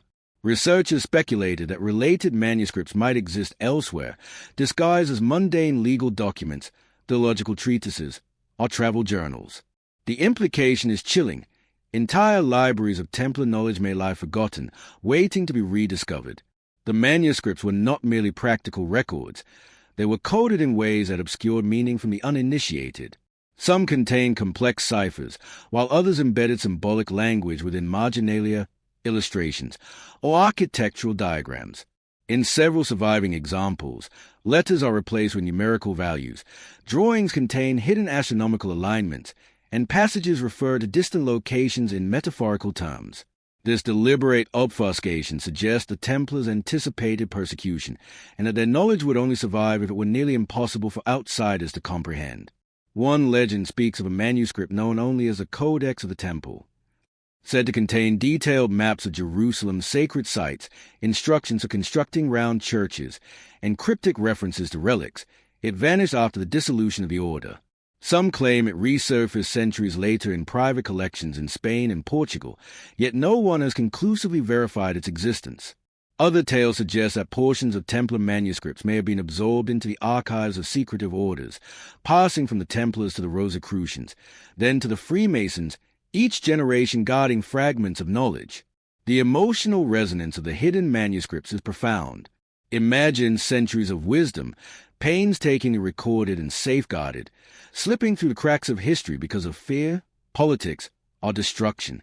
The manuscripts carry not only information but the human story of devotion, intellect, and courage. Each page represents a commitment to preserving what was believed too valuable to risk in the hands of kings, inquisitors, or even the church itself. Some researchers have traced coded references in architecture and art that seem to correlate with the manuscripts. Symbols carved into churches, patterns in the floor tiles, or astronomical alignments may reflect instructions contained within lost texts. This possibility transforms ordinary sites into keys to a larger puzzle, where each crypt, chapel, or fortress might be part of a grander scheme of hidden knowledge. It suggests that the Templars' intellectual legacy is not lost entirely. It is scattered, awaiting discovery by those who can decipher its language. Skeptics caution that much of this is conjecture, fueled by romanticism and legend. The absence of verified manuscripts makes definitive claims impossible. Yet the sheer number of independent references, the consistency of symbolic patterns, and the enduring fascination with Templar lore suggests that the manuscripts may not be mere myth. Even without physical evidence, the possibility of their existence captivates historians, treasure hunters, and seekers of hidden knowledge alike. The story of the hidden manuscripts also reveals the human dimension of secrecy. Templars who survived the Purge would have faced difficult choices: destroy the document to protect themselves, hide them for posterity, or risk all by attempting to preserve them. Each decision reflects courage, foresight, and profound loyalty to the ideals of the order. In a sense, the manuscripts embody the soul of the Templars, fragile yet resilient, secret yet enduring, a bridge across centuries. As we contemplate these lost texts, we are reminded that the Templars' legacy extends far beyond what was burned, seized, or recorded by outsiders. The manuscripts, real or imagined, represent a hidden thread of history that challenges our understanding of the medieval world. They hint at knowledge too powerful for its time, preserved in silence, waiting to emerge. And for those willing to follow the breadcrumbs, the trail leads deeper into the mysteries of the Knights Templar, where every symbol, every cipher, and every legend may be a page from a story that history itself has not yet fully revealed. Among the many rumors that surround the Knights Templar, none is as enduring or as tantalizing as the legends of their relics. These were no ordinary treasures, no simple gold or silver hoarded for wealth. The Templars were custodians of objects imbued with spiritual significance, relics that could inspire devotion, command respect, and, some whispered, hold powers beyond human understanding. Each relic carried a story, a connection to the sacred, and a potential key to the mysteries the order so fiercely guarded. The Templars' close association with the Holy Land provided them access to objects that most of Christendom had only dreamed of. Pilgrims came to Jerusalem seeking to touch the sacred sites of Christ's life, but the Templars were entrusted with protection, transport, and sometimes secret custody of the holy objects. Some chronicles suggest that they possessed fragments of the true cross, relics of saints, and perhaps even portions of the Holy Grail itself. These items were not displayed openly. They were kept within the inner sanctums of the order, hidden away from the eyes of the uninitiated, preserved with reverent care. Their commanderies, built across Europe and the Levant, were more than military fortresses. They were vaults of sacred power. Each stone may have been chosen with symbolic intent, each chamber designed to safeguard relics from theft, destruction, or sacrilege. Records and legends suggest secret rooms, subterranean chambers, and hidden compartments where the most powerful relics were concealed. Some claim that only the highest-ranking members knew the exact locations, and that these guardianship responsibilities passed from one generation to the next, encoded in ritual and oath. Among the most debated relics is the Holy Grail. Some theorists argue that it was never a cup at all, but a container of sacred bloodline, a vessel holding a secret that could disrupt the authority of kings and popes alike. Others believe it to be an artifact capable of miraculous healing, or a symbol of divine wisdom encoded in physical form. The Grail, if it existed, would have been the pinnacle of Templar custody, the most fiercely protected of all relics, and the most dangerous if lost or revealed. Other relics carried immense symbolic weight. Fragments of the true cross, claimed to be pieces of the wooden cross upon which Christ was crucified, were considered immensely powerful. They could sanctify land, bless warriors before battle, and serve as divine proof of legitimacy for rulers. The Templars' possession of such items made them not only spiritually significant, but politically influential. Kings who sought their support understood that the Templars wielded more than swords. They held symbols of God's favor, objects capable of inspiring fear, awe, and devotion in both allies and enemies. Yet the power of these relics was not purely spiritual. Some scholars suggest that they may have been used strategically, concealed in ways that allowed the Templars to project influence, negotiate, and even manipulate politics. The possession of a single holy relic could tip the balance of faith, sway allegiances, and protect entire regions. In a world where divine authority was the foundation of temporal power, such objects were weapons as potent as any siege engine. The dispersal of these relics after the order suppression adds another layer to the mystery. When Philip IV ordered the arrest and trial of the Templars, much of their treasure vanished. Some items were seized by the crown, but many, according to legend, were smuggled away. There are tales of relics transported to Portugal under the newly formed Order of Christ, while others were supposedly carried to Scotland, hidden in abbeys or secret chambers. Some stories even suggest that the Templars took relics across the seas, perhaps to the New World, leaving cryptic traces of their presence for future generations to decipher. The emotional resonance of these relics is powerful because they are tangible links to history, faith, and the extraordinary human desire to protect what is sacred. They embody the Templars' courage, their devotion, and the risks they took to guard truths they believe were worth more than life itself. To imagine these objects hidden in forgotten vaults, concealed under layers of secrecy, evokes awe and wonder, a feeling that the past still breathes, quietly influencing the present. Some legends suggest that the relics were more than passive objects, that they carried knowledge, encoded messages, or mystical power. Ciphers and manuscripts, carvings in stone, and architectural symbolism may all point to a reality in which these relics were keys, not merely treasures. To recover them would not only mean uncovering wealth, but unlocking secrets carefully preserved over centuries. The possibility that these relics exist today, hidden in plain sight or buried in forgotten locations, continues to fuel exploration, scholarship, and speculation alike. The Templars' dedication to preserving these objects speaks to the broader philosophy of the Order. They were guardians, not conquerors, protectors, not hoarders. Every relic carried a moral, spiritual, or strategic purpose, and losing it would have been considered catastrophic. This commitment transforms our understanding of the Order, not merely as warriors or financiers, but as custodians of a sacred legacy, a responsibility that outlasted even the deaths of their members. And so the relics of the Knights Templar endure, shrouded in legend and mystery. They remind us that power is not always material, that faith can manifest in objects, and that the dedication of a few can preserve secrets far beyond their time. Whether hidden in stone crypts, secret chambers, or the depths of the earth, the relics remain as silent witnesses to an order whose influence and ambition reach beyond what history alone could record. Across the hills and valleys of medieval Europe, and along the rugged coasts of the Holy Land, the Knights Templar built fortresses unlike any others. These were not mere castles. They were statements of power, ingenuity, and devotion. Towering stone walls, strategically placed battlements, and hidden chambers all combined to create structures that could withstand sieges, safeguard treasures, and house knowledge of unimaginable importance.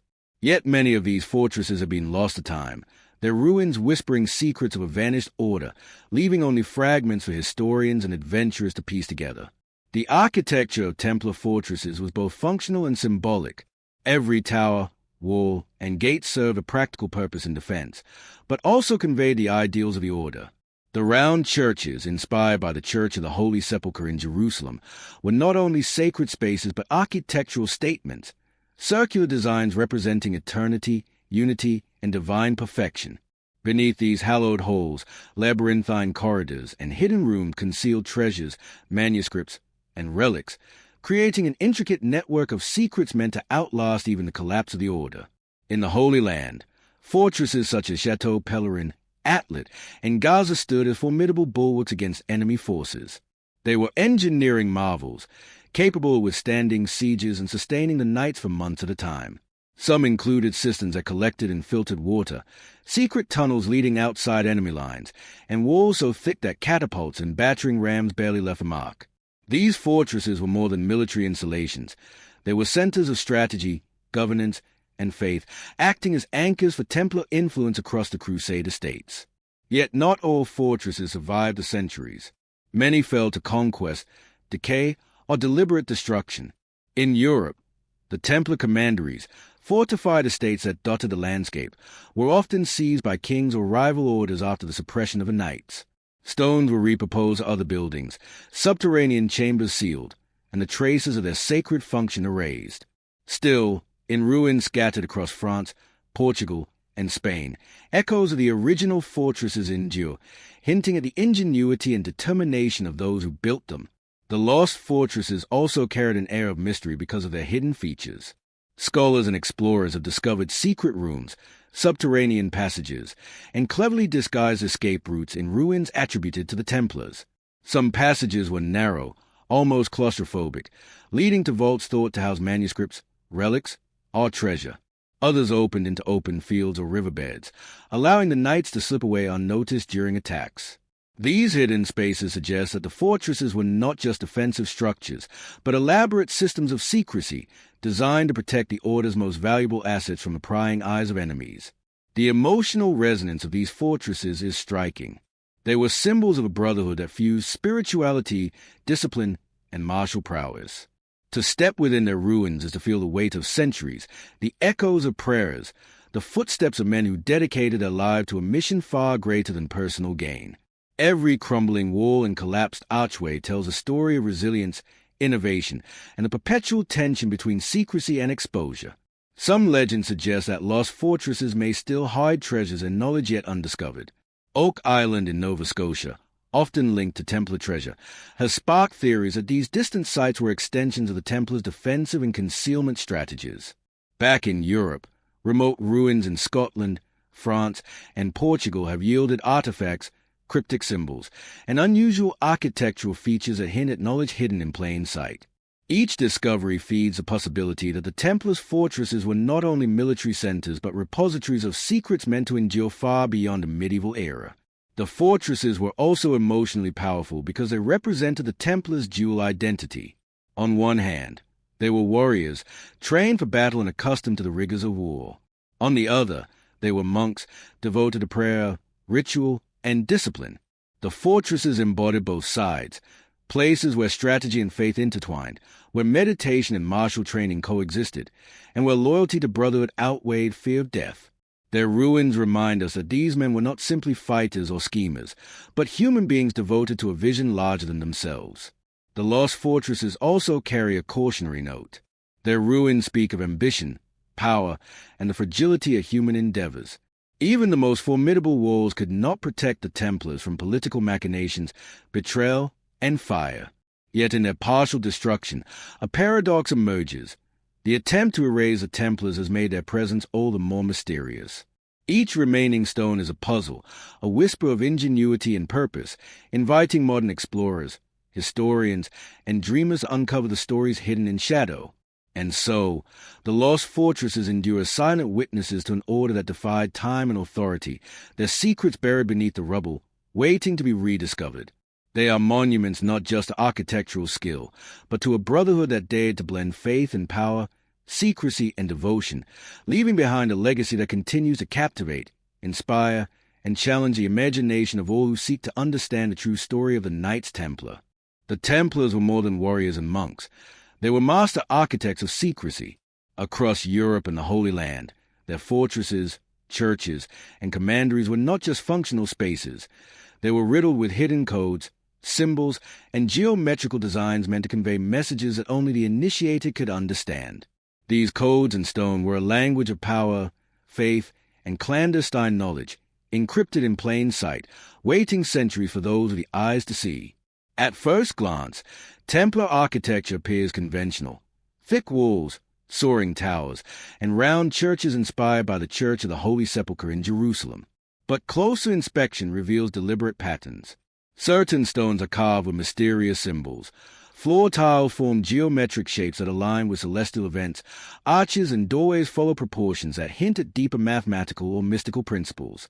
Some researchers argue that these details are not ornamental, but encoded instructions, maps, warnings, or records of hidden relics. One striking example is the use of numerology.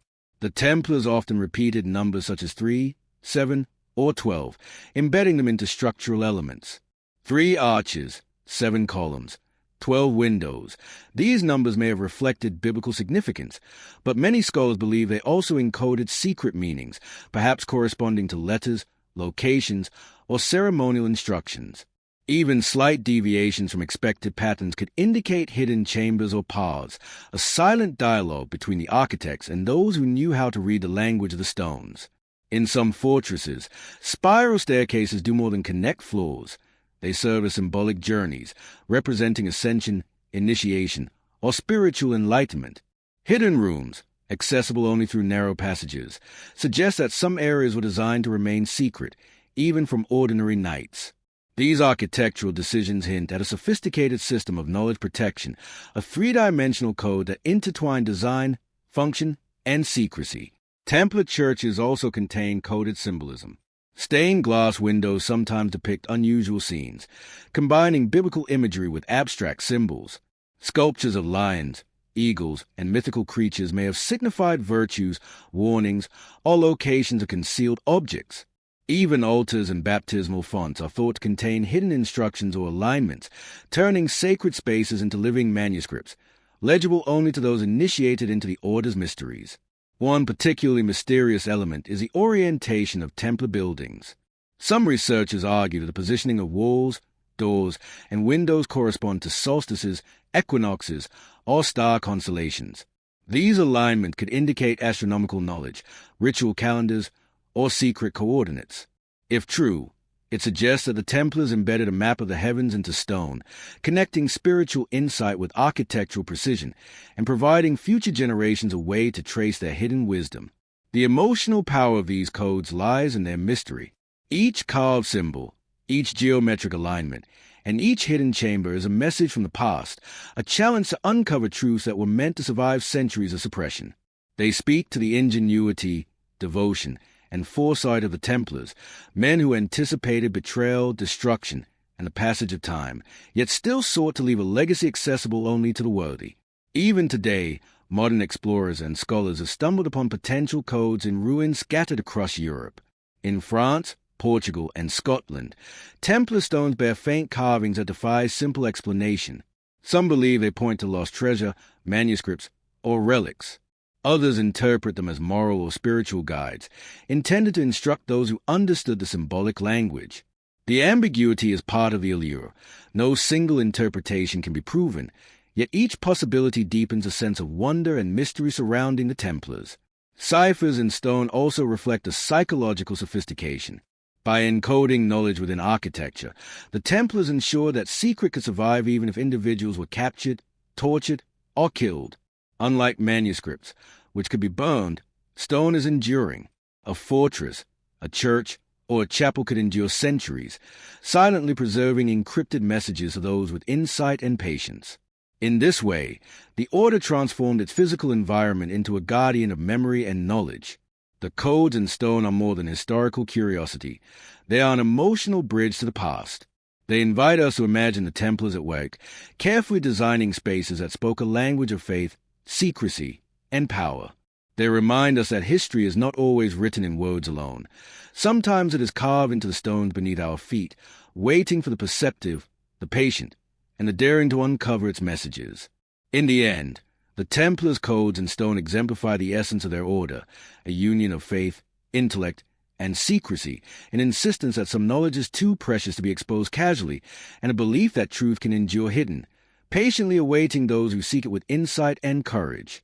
Every ruin, Every carving, every hidden chamber is a testament to the Order's vision, a vision that continues to captivate the imagination, urging us to look deeper, think critically, and ponder the mysteries left behind by history's most enigmatic knights. Even after the Templars were formally disbanded, their presence did not vanish. Instead, it shifted, becoming a whisper, subtle, pervasive, and persistent. Across the forests, towns, and cities of Europe, rumors spread of hidden treasures, secret knowledge, and surviving knights who had evaded capture. These whispers carried the weight of fear, fascination, and hope, spreading the legend of the Order far beyond the reach of kings or inquisitors. In France, where the persecution was most ruthless, stories circulated of former Templars slipping through city streets at night, disguised as commoners, carrying with them manuscripts, relics, or encrypted messages. Some claimed that the knights had secret safe houses, hidden tunnels, and clandestine networks that allowed them to communicate despite the king's vigilance. By blending into local populations, these surviving Templars became shadows of their former selves, yet their influence lingered in ways both subtle and profound. Portugal presents another intriguing chapter. When the Order was officially dissolved by the Pope, many knights transitioned into the newly established Order of Christ. This transformation was not merely administrative, it was a lifeline. Here, Templars found refuge for their treasures and knowledge, ensuring that rituals, symbols, and sacred texts survived. Some historians believe that Portugal became a hub for Templar secrets, a place where the Order's influence quietly shaped political, religious, and even maritime developments in the centuries that followed. Spain, too, became fertile ground for whispers. The Reconquista created an environment of constant warfare and shifting alliances, allowing former Templars to blend in while continuing to guard their secrets. Tales emerge of hidden chapels, buried relics, and cryptic inscriptions in castles and monasteries. Some accounts suggest that knights communicated across borders, leaving coded messages in stone or manuscript, ensuring that even as the Order was fractured, its legacy remained intact. In Scotland, legends took on a different hue. The country's remote landscapes and feudal independence provided cover for surviving Templars. Some historians argue that these knights integrated into local society, influencing nobility and architecture while protecting sacred knowledge. Castles in the Highlands and Lowlands reportedly contained Templar symbols embedded in stonework, staircases, and windows. Subtle signs of the Order's influence persisted long after official suppression. The whispers were not limited to physical locations. Across Europe, folk tales, songs, and oral traditions carried fragments of Templar lore. Commoners spoke of white-clad knights appearing mysteriously, guiding travelers or protecting villages. Some stories told of treasures buried beneath ancient churches, waiting for a worthy successor to uncover them. These tales blurred the line between history and legend, creating a tapestry in which Templars were at once real men and mythic figures, their deeds magnified by memory and imagination. The emotional resonance of these whispers is profound. For those living under the shadow of the church and crown, the survival of the Templars offered hope. They were symbols of loyalty, courage, and hidden strength, proof that even in the face of oppression, the righteous could endure. The knight became a collective ghost, a moral compass embedded in legend, inspiring courage, fear, and reverence in equal measure. These whispers also carried danger. People who sought the Templars' hidden knowledge risked persecution, accusation, or worse.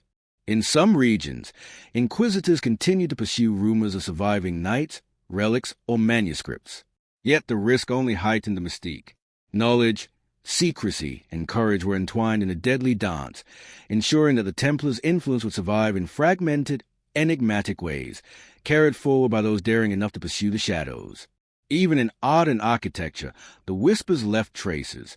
Churches, abbeys, and castles across Europe bear carvings, symbols, and inscriptions that hint at Templar presence. Some are overt, displaying the cross of the Order, while others are subtle geometric patterns, enigmatic motifs, or unusual iconography. Scholars suggest that these were not mere decoration but a coded language, messages intended for those initiated into the Templar mysteries. In this way, the whispers became both audible and visible, resonating through stone and story alike. The persistence of these whispers speaks to the resilience of human memory and imagination. The Templar story did not end with their deaths. It was carried forward in secret, in rumor, and in cultural memory. Each whisper was a link in a chain, connecting past to present, mortal to myth. They remind us that history is not always recorded in books or decrees.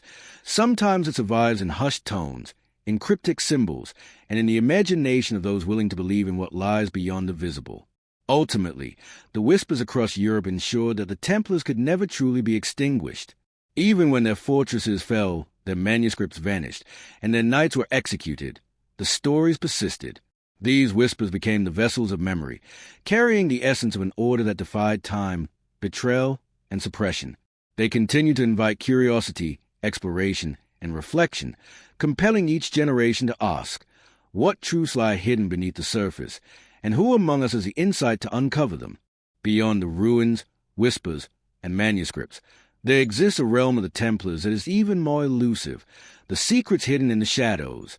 These are not written records or carved symbols, but the subtle, almost imperceptible traces of their presence, hidden in the corners of cities, the folds of landscapes, and the silences of history.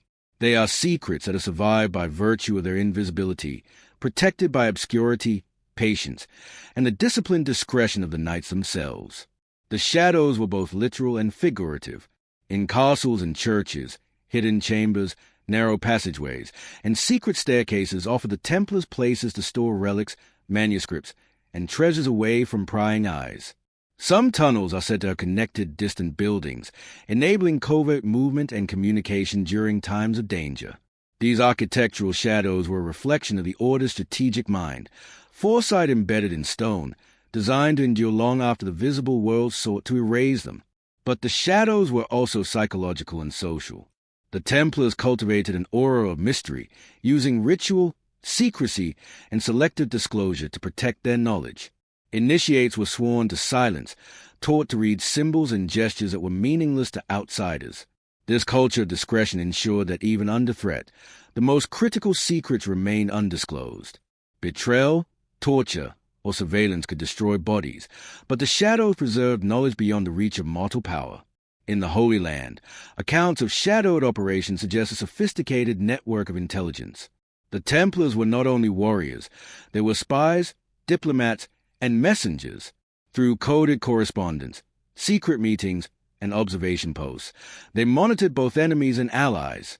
Some documents hint at shadowed alliances with other orders, merchants, and local populations, forming a web of information that allowed the Templars to navigate a world of constant danger with precision and foresight. Even after the suppression of the Order, these secrets persisted in shadow. Survivors dispersed across Europe, carrying knowledge that could not be shared openly. In Portugal, the Order of Christ became a safe vessel for these secrets. In Scotland, knights integrated into society, leaving clues in architecture, heraldry, and land arrangements. Across the continent, whispered tales and coded inscriptions continued to safeguard the Templars' hidden legacy. The shadows became a living system of continuity, preserving the essence of the Order in defiance of extinction. The emotional resonance of secrets in the shadows is profound. They evoke the tension between knowledge and power, visibility and concealment, survival and annihilation. For the Templars, shadows were not merely protective. They were sacred, a reflection of their understanding that some truths were too dangerous to reveal, too sacred to risk, and too precious to be entrusted to human frailty. This interplay of light and dark, seen and unseen, created an aura that has haunted imagination for centuries. Modern researchers and treasure hunters continue to explore these shadows, following architectural anomalies, cryptic symbols, and local legends. In some cases, discoveries of hidden chambers or unexpected artifacts suggest that the Templars' planning was meticulous, their foresight remarkable. Yet for every secret uncovered, countless others remain, intentionally obscured, layered beneath time, earth, and human forgetfulness. Each revelation deepens the mystery, reinforcing the idea that the Templars' influence is not measured solely by what was known, but by what remained concealed. The shadows also tell a human story of resilience, loyalty, and courage. Knights who survived the Purge had to navigate a world that had turned against them, relying on secrecy to protect themselves and their legacy. Families, allies, and sympathizers became part of this web, understanding that preserving the Order's knowledge could come at great personal risk. In this way, The shadows of the Templars are not only about concealment, but also about trust, strategy, and the silent heroism of those who acted in the dark to ensure the survival of something greater than themselves. Legend suggests that some secrets in the shadows were metaphysical as well as physical. Stories of hidden rituals, sacred geometry, and mystical practices hint at knowledge that transcended conventional understanding. Whether these accounts are metaphorical or literal, they reinforce the Templars' reputation as custodians of mysteries too profound for ordinary eyes. The shadows thus became a repository not only of material treasures, but of spiritual and intellectual wealth, preserved for those capable of perceiving it. Ultimately, the secrets in the shadows define the enduring mystique of the Knights Templar. They remind us that history is never fully visible, that knowledge can survive in hidden forms, and that the greatest power often lies in what is unseen. The Templars' shadows continue to challenge our perception of the past, urging us to consider that even in the absence of manuscripts, relics, or fortresses, the essence of their order persists, a whisper in stone, a pattern in landscape, a mystery waiting for those daring enough to seek it. Among the most tantalizing aspects of the Knights Templar is the notion that they possessed knowledge so dangerous, so revolutionary, that it could not be revealed to the world. This forbidden knowledge was whispered about in the shadows of Europe, hinted at in cryptic manuscripts, and alluded to in symbols carved into stone. Its existence has fueled centuries of speculation. What could a medieval order, devoted to faith and warfare, have discovered that was too perilous for kings, popes, and common men alike? The roots of this forbidden knowledge likely trace back to the Templars' time in the Holy Land. While guarding pilgrims and fortresses, they encountered civilizations with traditions, philosophies, and sciences that were largely unknown in Europe. Jewish mystics, Islamic scholars, and Eastern sages imparted insights into mathematics, astronomy, alchemy, and theology. The Templars, trained in both discipline and secrecy, carefully absorbed and codified these teachings, creating a repository of understanding that blended spiritual wisdom with practical strategy. Some researchers suggest that forbidden knowledge included techniques for decoding sacred texts, advanced understanding of celestial movements, and perhaps even conceptual frameworks of science and philosophy centuries ahead of their time. Manuscripts hint at symbolic interpretations of scripture, mathematical patterns embedded in architecture, and encrypted instructions that may have guided rituals or revealed hidden truths. Such knowledge would have been inherently subversive, challenging conventional authority, dogma, and accepted interpretations of faith. The emotional weight of forbidden knowledge is staggering. For the Templars, it was both a responsibility and a risk. Possessing wisdom that could empower or destabilize entire kingdoms demanded vigilance and secrecy. Knights were sworn to protect this information under oath, aware that revelation could result in persecution, execution, or political upheaval. In this sense, forbidden knowledge was a burden as much as it was a gift, a testament to the courage and discipline of an order that understood both its potential and its peril. Some legends suggest that forbidden knowledge extended beyond intellect and into the spiritual or mystical realm. Tales of the Holy Grail, the Ark of the Covenant, and other sacred relics hint at a metaphysical understanding, a communion with forces beyond ordinary perception. While concrete evidence is elusive, the symbolism embedded in Templar sites, from round churches to hidden chambers, suggests deliberate encoding of lessons, rituals, or principles meant to guide initiates toward enlightenment or extraordinary discovery. The suppression of the order only heightened the mystery. Kings and popes, fearing the Templars' wealth, influence, and secret knowledge, acted decisively to dismantle the order. But the very act of persecution ensured that forbidden knowledge survived in fragmentary form, scattered across Europe, protected by those brave or cunning enough to hide it. Some manuscripts disappeared into private collections. Some relics were smuggled away. Some wisdom was passed orally, through secretive mentoring, to new generations of guardians. Even today, scholars and treasure hunters chase the shadow of forbidden knowledge, examining architecture, manuscripts, and local legends for clues. Certain patterns in Templar churches, cryptic symbols on tombs, and strange alignments of fortresses suggest layers of hidden information awaiting decryption.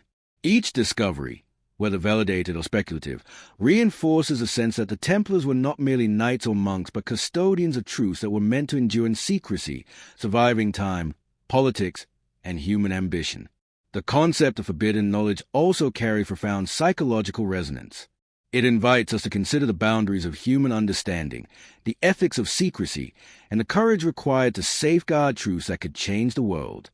The Templars' discipline, loyalty, and strategic thinking ensured that this knowledge was neither trivial nor careless.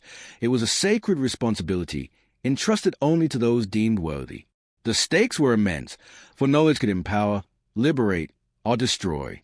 In considering forbidden knowledge, we confront a paradox. The very act of hiding truth ensures its endurance.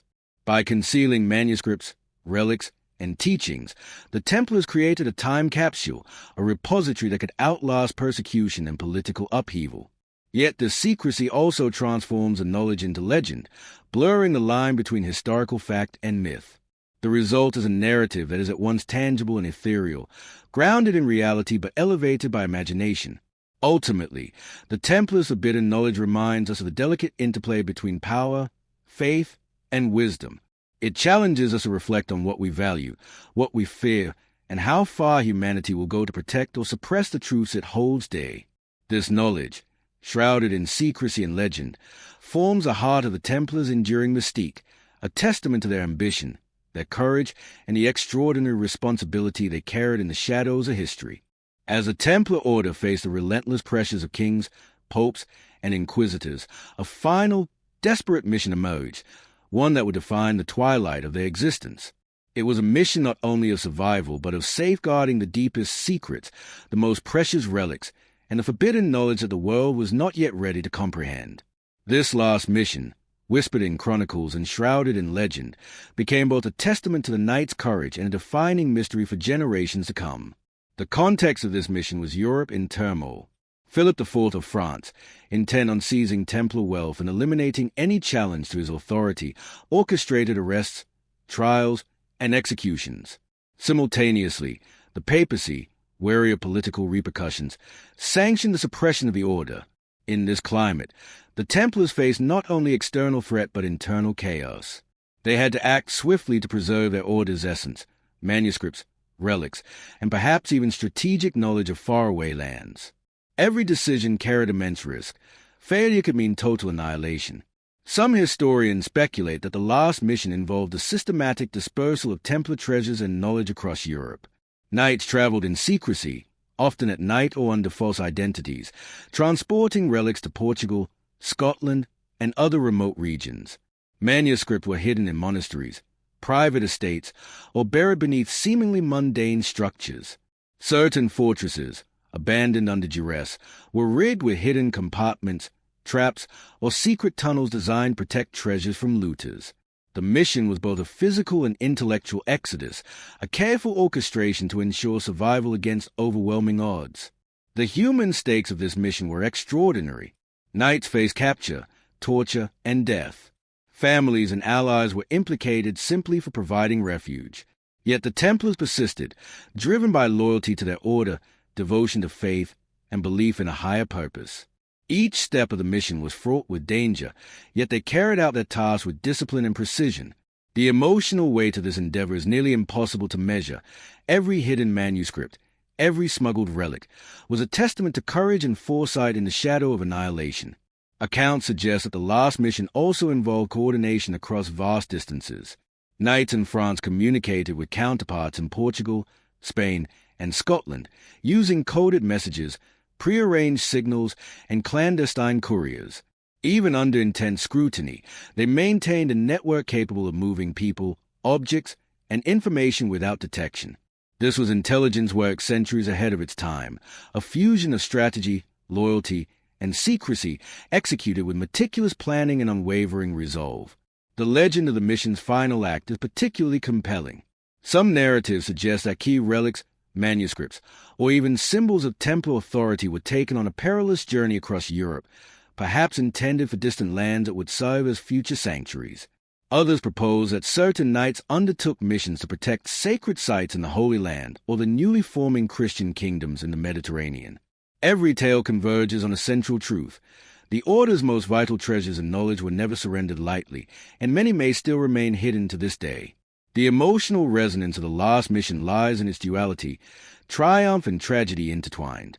On one hand, It represents the ingenuity and resilience of the Templars, their ability to outthink their adversaries and preserve their legacy against all odds. On the other, it is a story of loss, the destruction of a brotherhood, the deaths of countless knights, and the scattering of treasures and knowledge that may never be recovered. This tension between success and sacrifice captures the human drama at the heart of the Templar story. Some suggest that the mission had metaphysical as well as practical implications. Hidden relics and manuscripts may have been intended to preserve not only knowledge but spiritual authority, the continuity of a sacred tradition. By securing these items, the Templars ensured that their understanding of faith, geometry, astronomy, and sacred symbolism could survive, awaiting future generations capable of decoding the full scope of their vision. In this sense, the last mission was a bridge across time, linking past and future in a web of secrecy and purpose. Even today, explorers, historians, and treasure hunters seek traces of this final journey. Archaeological finds, hidden chambers, coded manuscripts, and architectural anomalies all suggest that the last mission left a tangible, albeit fragmented, footprint. Each discovery serves as a reminder that the Templars were not merely a historical footnote, but active agents shaping the preservation of knowledge, sacred objects, and strategic influence under extraordinary duress. Ultimately, the last mission of the Knights Templar is a story of ingenuity, courage, and unyielding devotion.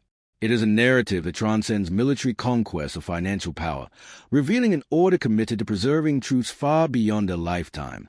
The mission's echoes resonate through centuries, challenging us to consider the lengths to which individuals will go to protect what they believe is sacred, and leaving behind a mystery that continues to inspire awe, curiosity, and speculation.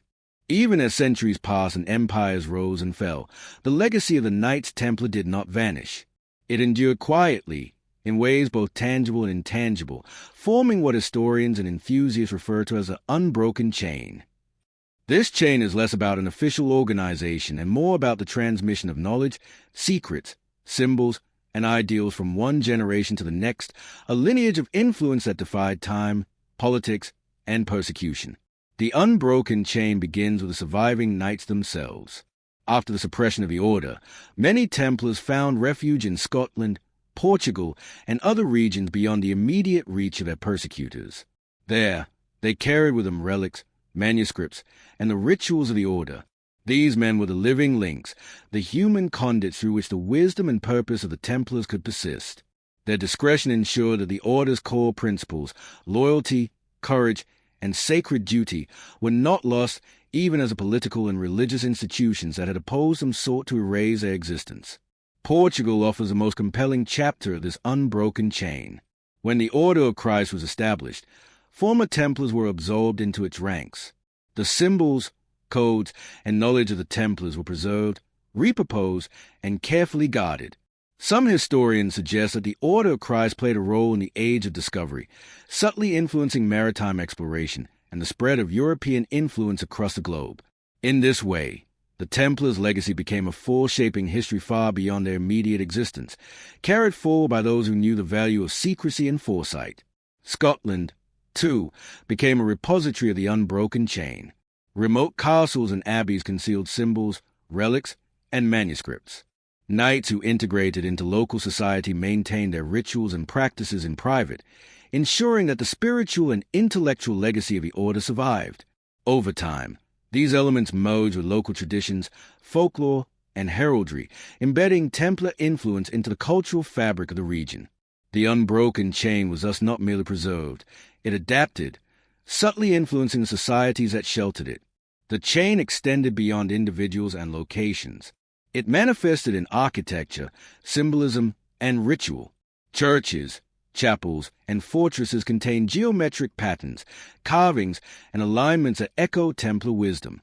Manuscripts encoded with ciphers, diagrams, and moral teachings were passed quietly from one custodian to another. Even legends and oral traditions functioned as links in the chain, ensuring that knowledge could survive in diverse forms, resilient against the erosion of time and the pressures of authority. The emotional resonance of the unbroken chain is striking. It represents human perseverance, the will to safeguard what is sacred, and the courage to maintain a vision against overwhelming odds. The Templar's story becomes a meditation on continuity, the idea that the essence of an order, a philosophy, or mission can endure even when its physical manifestation is destroyed.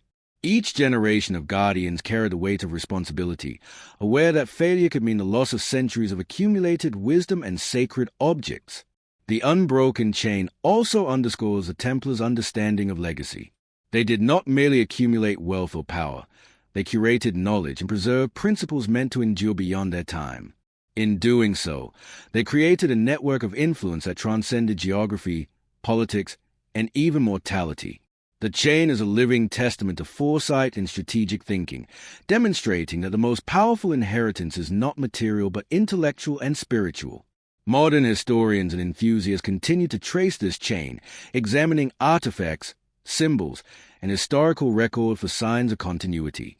In many cases, the connections are subtle, a recurring motif, a ritual preserved in secrecy, or a manuscript that echoes earlier Templar writings. The chain challenges us to consider the invisible threads linking past and present, the ways in which knowledge and influence can endure even when the original order is lost to history. Ultimately, the unbroken chain of the Knights Templar is both a story of resilience and a call to reflection. It invites us to see beyond the obvious, to recognize the hidden structures that preserve wisdom, and to appreciate the human effort required to maintain continuity against the forces of erasure. It reminds us that history is not only what is recorded, but also what is carefully guarded, passed down in shadow, and protected by those who understand its value. The Templars, in forging this chain, ensured that their essence, their secrets, and their ideals would echo across centuries, waiting for those perceptive enough to discern the links that connect the past to present. After centuries of secrecy, speculation, and legend, the moment of unveiling draws near. The Knights Templar, once shrouded in mystery, left traces that beckon modern explorers, historians, and truth seekers to piece together the reality behind the myth.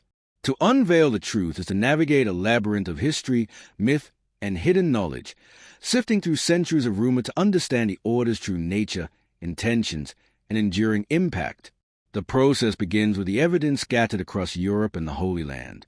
Ruined fortresses, hidden chambers, encrypted manuscripts, and Templar symbols etched into stone all speak to a sophisticated organization capable of remarkable foresight. By analyzing these remnants, researchers can reconstruct not just the physical presence of the order, but its philosophy, priorities, and methods. Every artifact in ruin becomes a clue, offering insight into a brotherhood that was as much intellectual as it was martial. One key to unveiling the truth lies in decoding the symbols left behind. The Templars were masters of subtle communication, embedding meaning in architecture, geometry, and iconography. Round churches, spiral staircases, and aligned doorways were not random. They conveyed principles, instructions, or moral lessons to those trained to perceive them. By interpreting these symbols, historians can begin to reconstruct the hidden layers of Templar knowledge, revealing a worldview that intertwined faith, strategy, and intellect. Manuscripts provide another window into the truth. Though many were lost or destroyed, surviving texts hint at advanced understanding of mathematics, astronomy, and theology. Ciphers, diagrams, and cryptic annotations suggest that the Templars possessed knowledge that challenged conventional European thought. The careful preservation and concealment of these manuscripts underscore the Order's awareness of the danger and power of information, highlighting a legacy of intellectual stewardship that extends far beyond military conquest. The emotional impact of unveiling the truth is profound. Each discovery, whether a hidden chamber, a coded inscription, or a long-lost manuscript, brings with it a connection to human courage, loyalty, and ingenuity. We witness knights navigating betrayal, persecution, and death, yet remaining committed to preserving knowledge and protecting what they consider sacred. The truth is not merely historical. It is a testament to the resilience of human spirit and the enduring pursuit of wisdom against overwhelming odds. Unveiling the truth also demands confronting myths and exaggerations that have accumulated over centuries. The Templar story has been romanticized, distorted, and sensationalized, blending fact and legend. Separating reality from fiction requires careful analysis, cross-referencing historical records, and understanding the context of medieval politics, religion, and culture. Yet even in this disentanglement, the human drama, ingenuity, and mystery of the Templars shine through, providing a richer, more nuanced understanding of their legacy. Some truths are revealed in unexpected places. Oral traditions, Local legends and folk tales often preserve fragments of history overlooked by official records. In Scotland, France, and Portugal, recurring stories of white-clad knights, hidden treasures, and miraculous interventions point to enduring Templar influence. While these accounts must be approached critically, they underscore the pervasive impact of the order, demonstrating that truth can survive informed beyond formal documentation, in memory, culture, and imagination. The ultimate revelation lies in recognizing the Templars' dual legacy. They were warriors and monks, conquerors and guardians, scholars and custodians of forbidden knowledge. Their impact spans architecture, religion, philosophy, and exploration, revealing an organization whose influence transcended their time. By piecing together ruins, manuscripts, and oral histories, we begin to understand the full scope of their ambitions, not merely to wield power, but to preserve wisdom, protect sacred relics, and leave a legacy capable of enduring centuries of suppression. Unveiling the truth is not merely an academic exercise. It is a journey into the human heart, exploring themes of loyalty, courage, secrecy, and faith. The Templar story challenges us to consider what we value, what we are willing to protect, and how knowledge and power can be preserved against those who would seek to destroy them. In this unveiling, we are invited to see the world through the eyes of men who operated in shadows, who understood the fragility of human endeavors, yet worked tirelessly to ensure that the essence of their order would survive. In the end, unveiling the truth is a bridge between past and present. It allows us to honor the Knights Templar not merely as historical figures, but as visionaries who balanced action and contemplation, secrecy and revelation, courage and wisdom. By following the clues they left behind, interpreting the symbols, and connecting the whispers across Europe, we glimpse a brotherhood whose influence resonates long after their formal dissolution, a testament to the enduring power of human ingenuity, faith, and the relentless pursuit of hidden knowledge. As we reach the end of the story of the Knights Templar, what remains is more than ruins, relics, and whispers. It is a profound legacy, both tangible and intangible, that continues to shape our understanding of courage, secrecy, and the human spirit. The Templars' journey, from their rise to power through betrayal and persecution, and finally to their enduring influence, offers lessons not only about history but about the enduring pursuit of purpose and knowledge in the face of overwhelming adversity. The Templars' legacy is first evident in the physical structures they left behind. Fortresses, churches, and commanderies, whether intact or in ruins, testify to their extraordinary skill in architecture, engineering, and strategic planning. Round churches, labyrinthine tunnels, and hidden chambers were more than military necessities. They were embodiments of the order's philosophy, blending practicality with symbolism, devotion with secrecy. Each stone tells a story, not just of conquest, but of careful stewardship, foresight, and a relentless effort to protect what was sacred. But their influence extends beyond stone and mortar. The Templars' ideas, their codes of honor, their discipline, and their pursuit of knowledge, reverberated through centuries, shaping successor orders, influencing local politics, and inspiring legends that endure today. In Portugal, the Order of Christ carried forward their ideals, subtly impacting maritime exploration and global discovery. In Scotland and other regions, symbols, rituals, and architecture continue to preserve the Order's influence. This demonstrates that true legacy is not only in what is seen but in what continues to resonate, quietly guiding actions and shaping the world in ways that may not always be obvious. Equally significant is the philosophical and symbolic inheritance of the Templars. They were custodians of knowledge that combined faith, mathematics, astronomy, and mysticism. Their secrecy was not merely defensive but a moral and spiritual discipline, designed to preserve truths too dangerous or sacred to be revealed recklessly. The legacy they left behind is therefore as much intellectual and spiritual as it is physical, inviting those willing to search, interpret, and reflect to engage with the profound lessons embedded in their work. The Templar story also carries a deeply human lesson. It is a tale of loyalty and courage under impossible circumstances, of men bound by oath to a purpose greater than themselves. The persecution they faced, imprisonment, torture, and execution, highlights the cost of commitment and the fragility of human institutions. Yet, even in destruction, their vision endured, demonstrating that ideas, values, and discipline can survive far beyond the lifespan of those who first nurtured them. In this way, the Templars' legacy becomes a meditation on resilience, courage, and the power of human will to shape history. Emotionally, their story resonates because it confronts fundamental questions about secrecy, trust, and responsibility. What knowledge is too dangerous to reveal? How far should loyalty extend in the face of betrayal? How do we honor the past while interpreting it in the present? These questions, left deliberately unanswered by the Templars themselves, invite reflection, drawing modern audiences into the moral and philosophical depths of their journey. The legend of the Templars becomes a mirror, reflecting our own struggles with power, morality, and the pursuit of wisdom. The enduring allure of the Templars also lies in the mystery they leave behind. Despite centuries of scholarship, exploration, and speculation, many aspects of their order remain unknown. Hidden chambers, coded symbols, and lost manuscripts continue to tantalize historians and enthusiasts alike.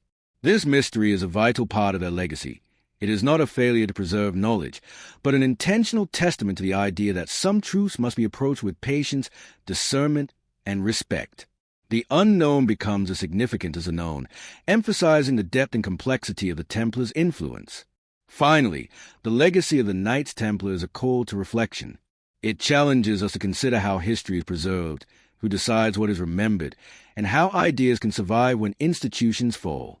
It prompts us to value wisdom, discipline, and courage, and to recognize that the impact of human endeavor is not always immediately visible. The Templars remind us that secrecy, sacrifice, and vision can create ripples that endure long after the final battle has been fought and the last fortress has crumbled.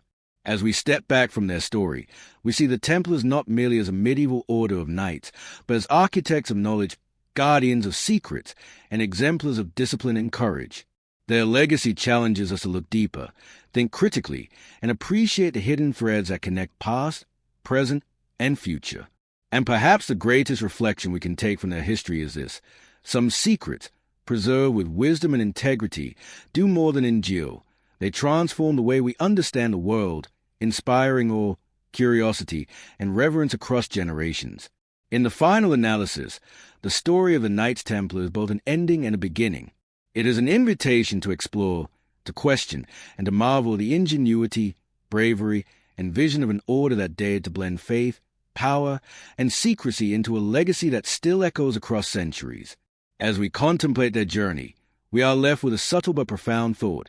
What if the secrets they preserved change not only how we see history, but how we understand the potential of human will and wisdom itself?